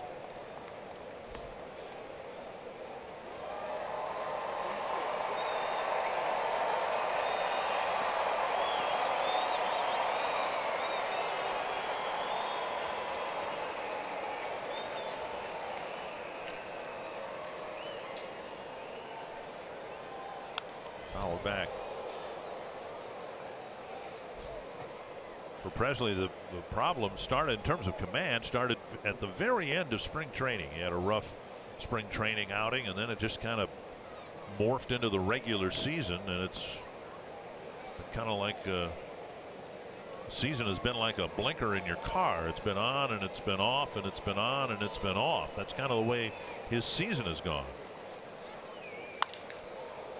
What a snag by the shortstop on the right side of the infield. The third baseman Escobar makes a great play, and the Twins infield defense has been outstanding here tonight. You're watching Twins baseball presented by State Farm.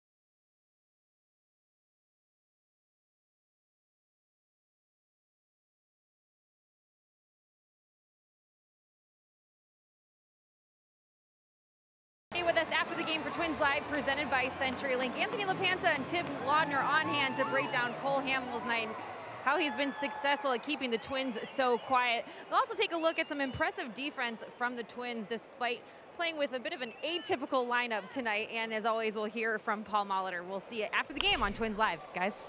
All right, thank you, Audra. Byron Buxton taps the first pitch foul. Buxton, Adrianza, and Kepler. The Twins hope to send more than 3 men or 4 men to the plate. The most they've sent to the plate here against Hamels tonight is 4 batters, and that happening just twice. Buxton takes a ball, 1-1. During the inning break, I gave you the international sign for a bunt attempt, thinking that Buxton might drop one down here on Hamels, but and now the count is 2-1. It seemed to be an awful lot of bunting room up the first baseline. If he just bunted it right at Napoli, Buxton probably beat it out. Inside, 3-1. Might not need to put the ball in play at all. I'm not convinced that Byron Buxton is a really good bunter, Dick. I feel like if he were a good bunter, if he felt like he could do it well, he'd do it an awful lot more often. I don't think it's for. He doesn't think it's a good idea. 3-2.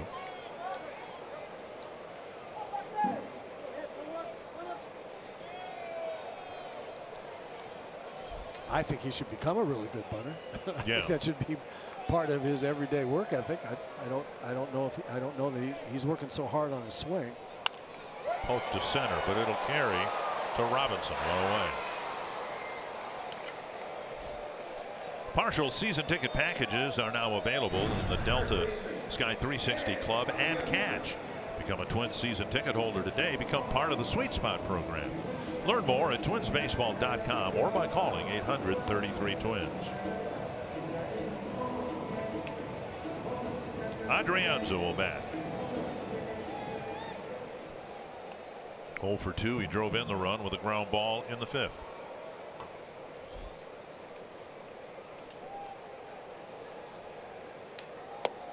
Up and away, ball 1.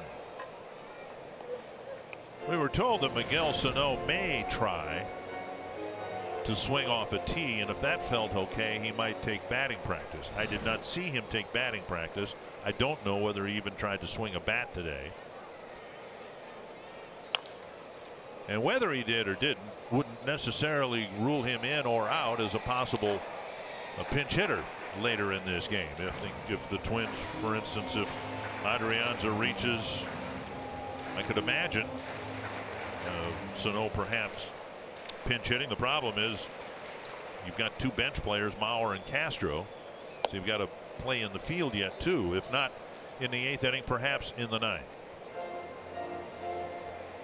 But Sano seemed discouraged that his hand felt worse today than it did yesterday.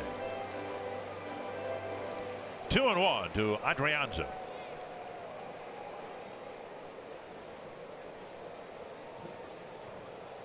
That's down the line, but foul.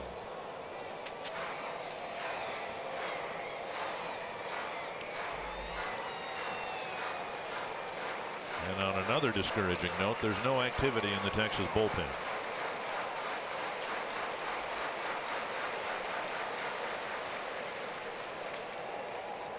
Two and 2 to the Twins' first baseman, Ehire Adrianza. Another changeup and another swing and a miss. 2 down.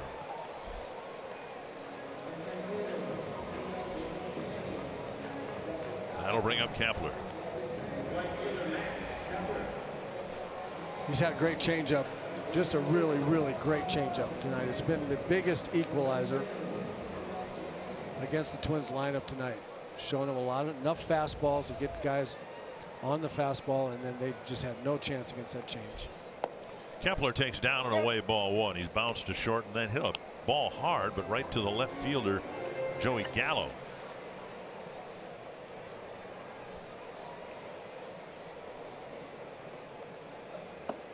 Check to swing, 2-0.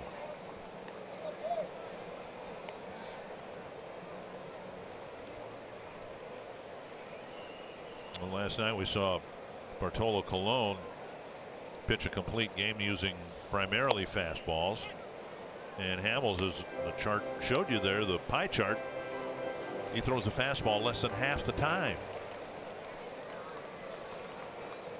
2-1.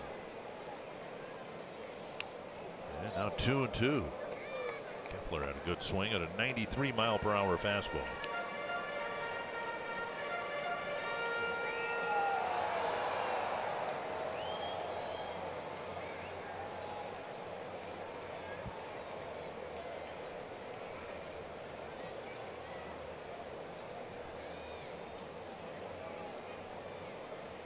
Checked his swing. Strike 3, says Ryan Blackney. I don't think he went.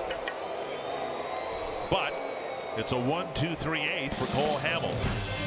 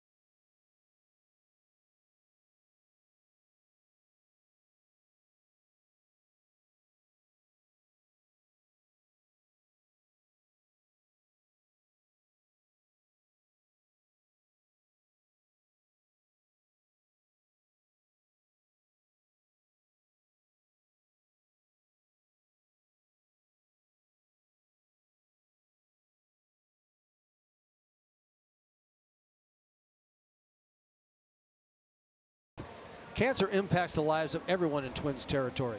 Join us August 30th to show your support for cancer awareness. Supporters purchasing tickets through this special theme night ticket package will receive a Twins Cancer Awareness hat. The color of the Twins logo on the front of the hat corresponds to the color associated with the most prevalent cancers seen throughout Twins territory. To learn more and join the Twins in their effort to strike out cancer, visit twinsbaseball.com/cancer awareness. Now Taylor Rogers will hope to extend a string of nice relief outings here tonight. Buddy Boshear's got a couple big outs in the 6th. Ryan Presley with 6 up, 6 down in the 7th and 8th inning, and now Rogers gets the 9th. Taylor Rogers also a little bit up and down. He had a really nice first half, and after the All-Star break has been a little bit spotty.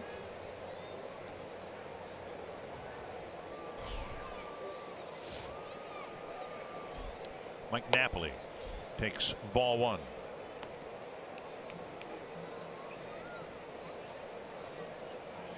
Yankees beat Cleveland 2-1. Red Sox beat the White Sox 4-1.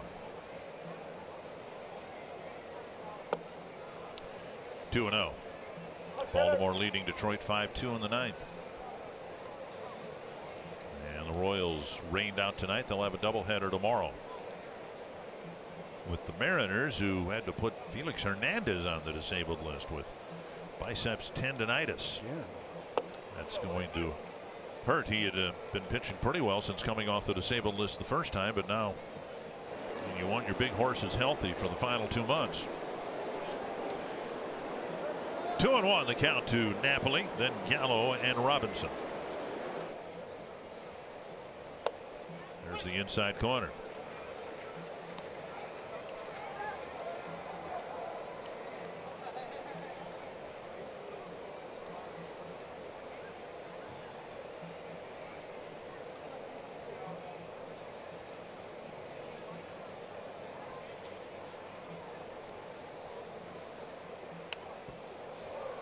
After that high fastball and fouled it straight back.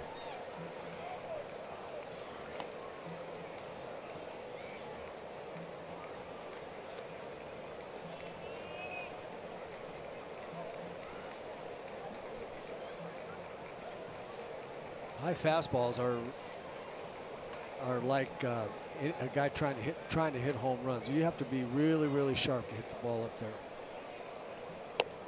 And the second one strikes him out. 1 down.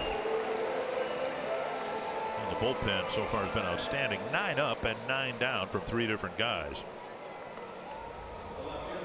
Well, he fouled the first one, the first high fastball back, misses the next one. And like I said, you got to be sharp to hit it up there. That's a tough pitch to hit for most guys. We've seen Napoli, as Dick said earlier, we've seen Napoli hit the 9 million miles to left field, but he'd be about 1 out of 10 or 12 on those high fastballs, I think. But those ones, oh man, do they go a long way. 1-0 to Gallo. A little delay here as Escobar moves to the right side of the infield. Gallo 1 for 3, looped a single to left in his 4th inning at bat. 2-0.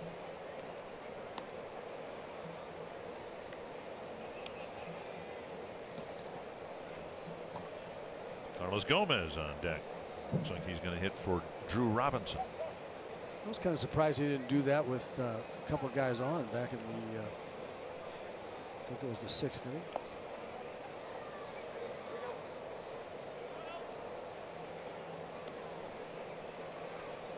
Three 3-0 now to Gallo. Rogers will try to come all the way back.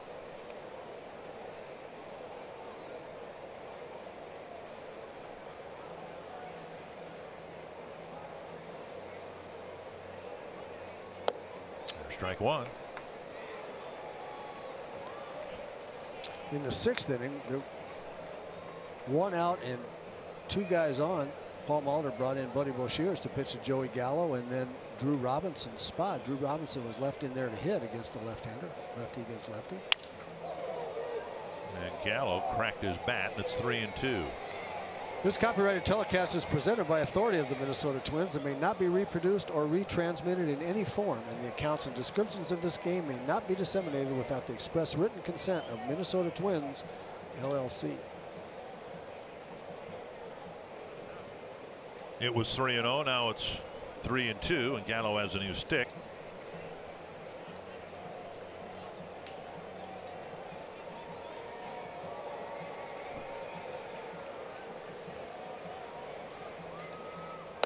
Breaking ball got him. Wow. No chance. Gallo gave up on that and was still halfway from home plate. No chance. No, he was just looking just absolutely on the fastball, and Taylor dropped a beauty on him. You see him going away, coming back to get him, and then 3-2 just dropped a dandy on him. 10 up, 10 down for the Twins bullpen here, trying to keep this game within reach. Down 3-1. And Carlos Gomez will hit.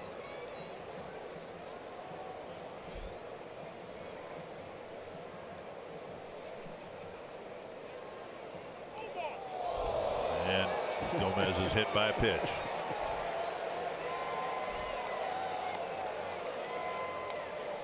And he'll take first base. Fastball hit him right in the back, it looked like. In the back of something, yep.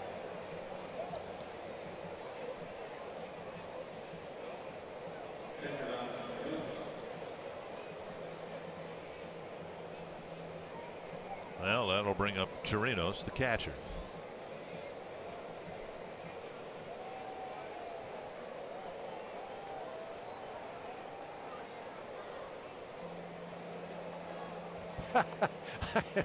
I love Gogo. Everything he does makes me laugh. And so now he's mad because his backside hurts when he got hit, and then he doesn't want Taylor Rogers to throw over there. He's waving at him like, "You hit me in the rear end. I'm not going to run anywhere." Fouled back, another high fastball. Twins fans, if you can't catch the games on TV, you can stream them live on your mobile device with Fox Sports Go. Download the app, take Fox Sports North and Twins baseball with you wherever you go.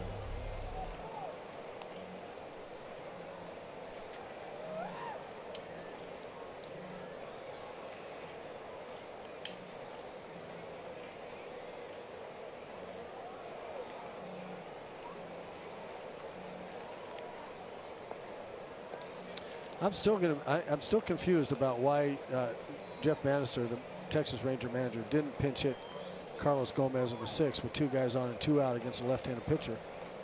If he wasn't going to do it then, why is he doing it now? And my first thought was, well, he just wants to give Drew Robinson, at bats and watch him. So I guess that's the reason. I guess he feels like Gomez is a better defensive player. So here in the late innings for the Twins to hit, you're going to put the defensive center fielder in. But why send him up there to hit if he wasn't going to hit in the 6th? I'm just a little confused. And now 1-1.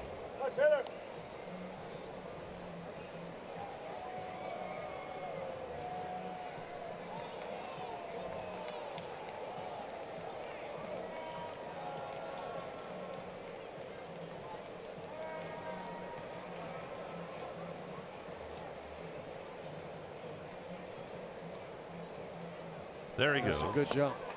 And there'll be no throw. Gomez with a steal of second. Well, he's got fire in his eyes. He's just mad. Well, we've seen Gomez play for years, both with the Twins and against the Twins. I didn't think he did anything untoward in his home run trot last night. Did you? No, I don't think so. I mean, so there's no. I think that. I don't know. I really don't know. I can't imagine that Taylor Rogers was trying to hit him. There's no reason to do that. He wants third base. Hack foul. Into the seats.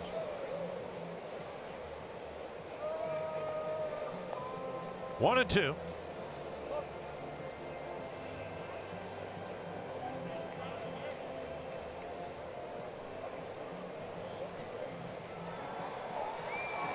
Chirinos drove in a run with a fly ball.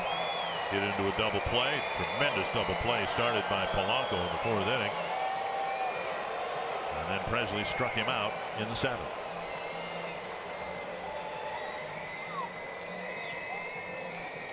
Twins are due to send up Polanco, Dozier, and Grossman. In the bottom of the inning, down a couple of runs, they hope. 2-2.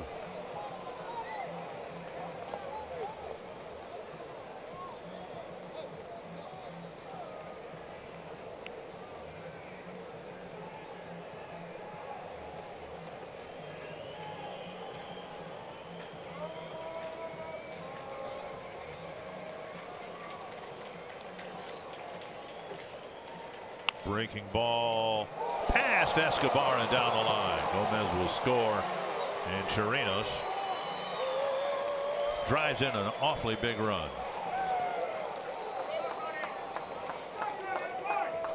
And the hit batter and the stolen base lead to an awfully big run for Texas.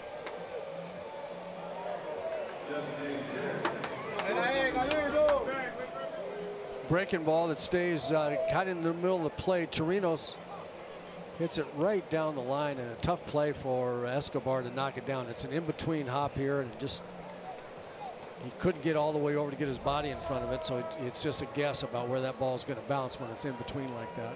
Rogers ran the ball in on the trademark of Chirinos' bat, but he ended up getting an RBI hit. Up and in now. Strong enough to hit it relatively sharply, but just was lucky enough to hit it in the perfect spot. And you're right, that is a huge run, and that's the reason why I don't think there was anything intentional about hitting Gomez. I can't imagine why you would do it there.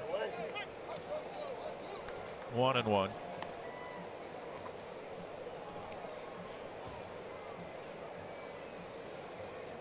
Baltimore beat the Tigers 5-2. So everyone in the American League Central who has played has lost. Well, that's one thing the Twins have done a much better job.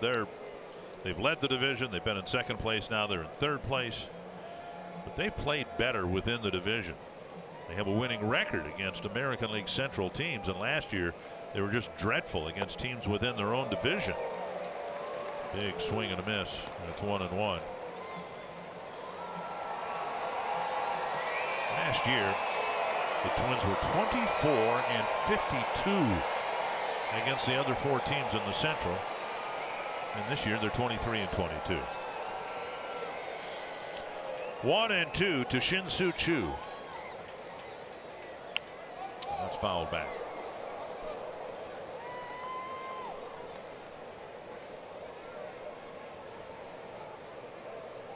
Twins have been out of the American League Central for a good long while. And just 5 games against the Central in July and none yet in August.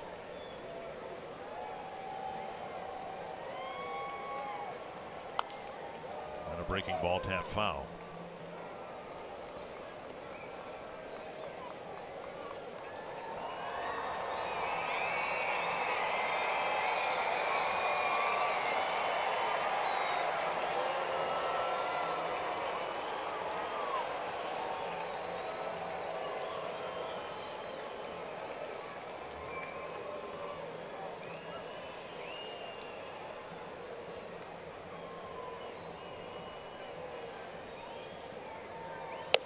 Half swing, but he went. And that'll end the 9th inning. Rogers strikes out the side, but the hit batter comes around to score, and it's 4-1.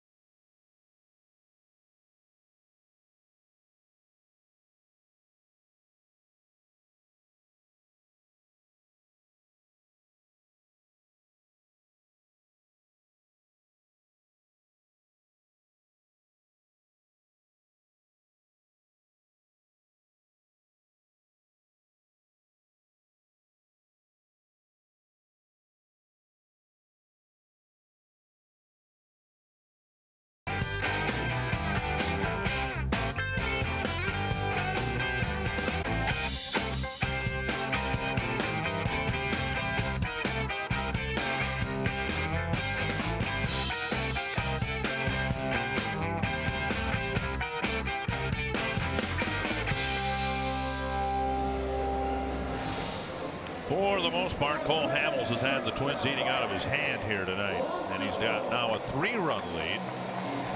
There have been only 23 complete games in the American League so far this year. We've got a chance to witness 3 of them in a span of 4 days. Wednesday in San Diego, it was Irvin Santana. Last night, Bartolo Colon. Carlos Gomez in center for the Rangers. And now Cole Hamels is 3 outs away from pitching another complete game. He'll face Polanco to start the 9th with 85 pitches thrown. Strike 1. Polanco 0 for 2, a strikeout and a tapper to Sharp.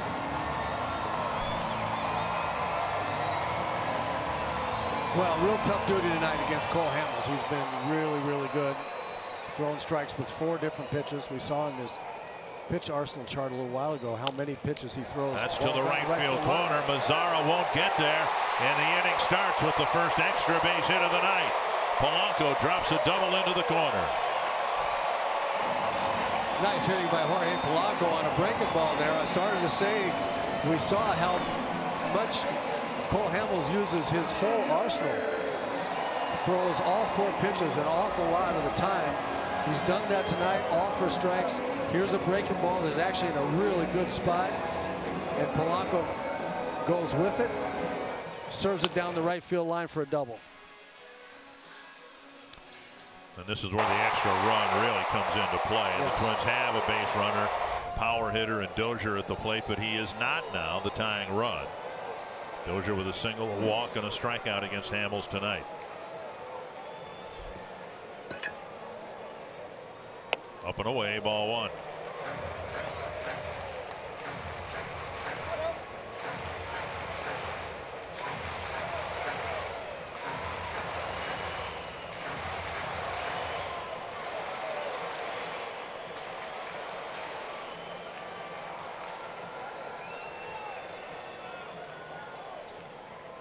Up high, 2-0. That tells you that Miguel Sano is not available. It's the 9th inning. Twins running out of outs, and he does not have a bat in hand or batting gloves on his hands, so he is unavailable. So the bench players here are Mauer and Castro, 2 left-handed batters. 2-0 to Dozier, and a strike.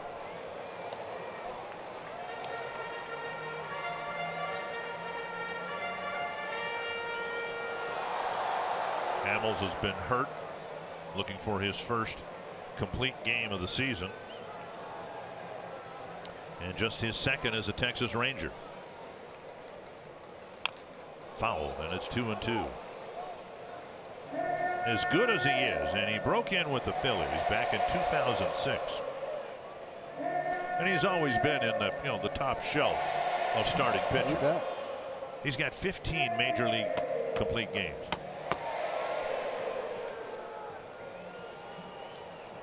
2-2 to Dozier. Beware the changeup here. Don't be jumping out too quick. He got the changeup. Struck out Brian with a changeup in the 6th. Yep, he'd seen 4 straight fastballs. He just felt pretty confident that he was going to try to strike him out there with a changeup, but Brian waited just long enough to spoil it.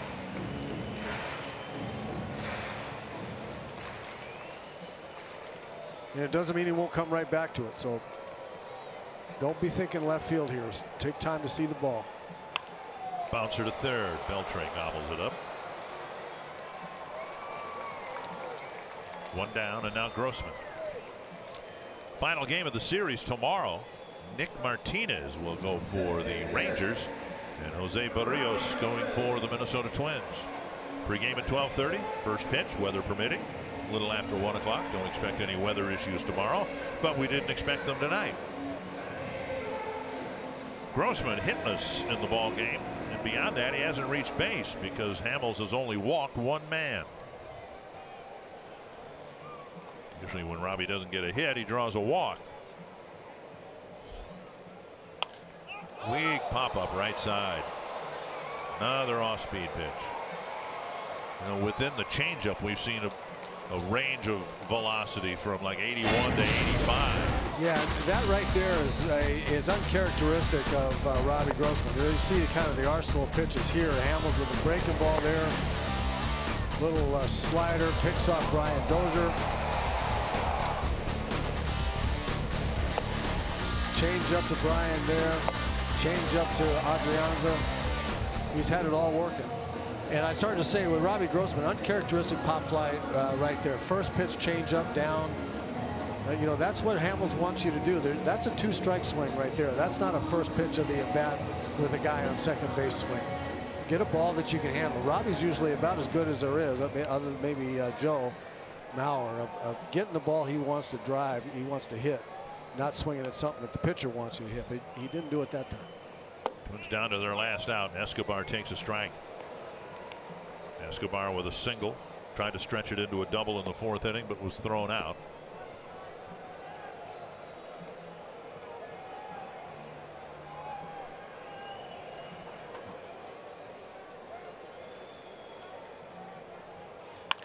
Bouncer to short. Andrus has the play over to Napoli. And the Rangers and Twins have alternated wins here in the first 3 games of this series. Well, the Rangers caught the Twins limping just a little bit with the big man Miguel Sano unable to go. Day off for Joe Mauer. A little bit of a makeshift lineup, but even having said that, Cole Hamels had his really good stuff, his really good command going tonight, and he was just too much for the Twins lineup. So, Anthony, the Twins will try to split this series and win the season series with the Rangers tomorrow. And tonight the story was Cole Hamels. He goes the distance for the Rangers, his first complete game since October of 2015. We'll break down his night, show you how the Twins were solid with the leather, and hear from Paul Molitor next on Twins Live.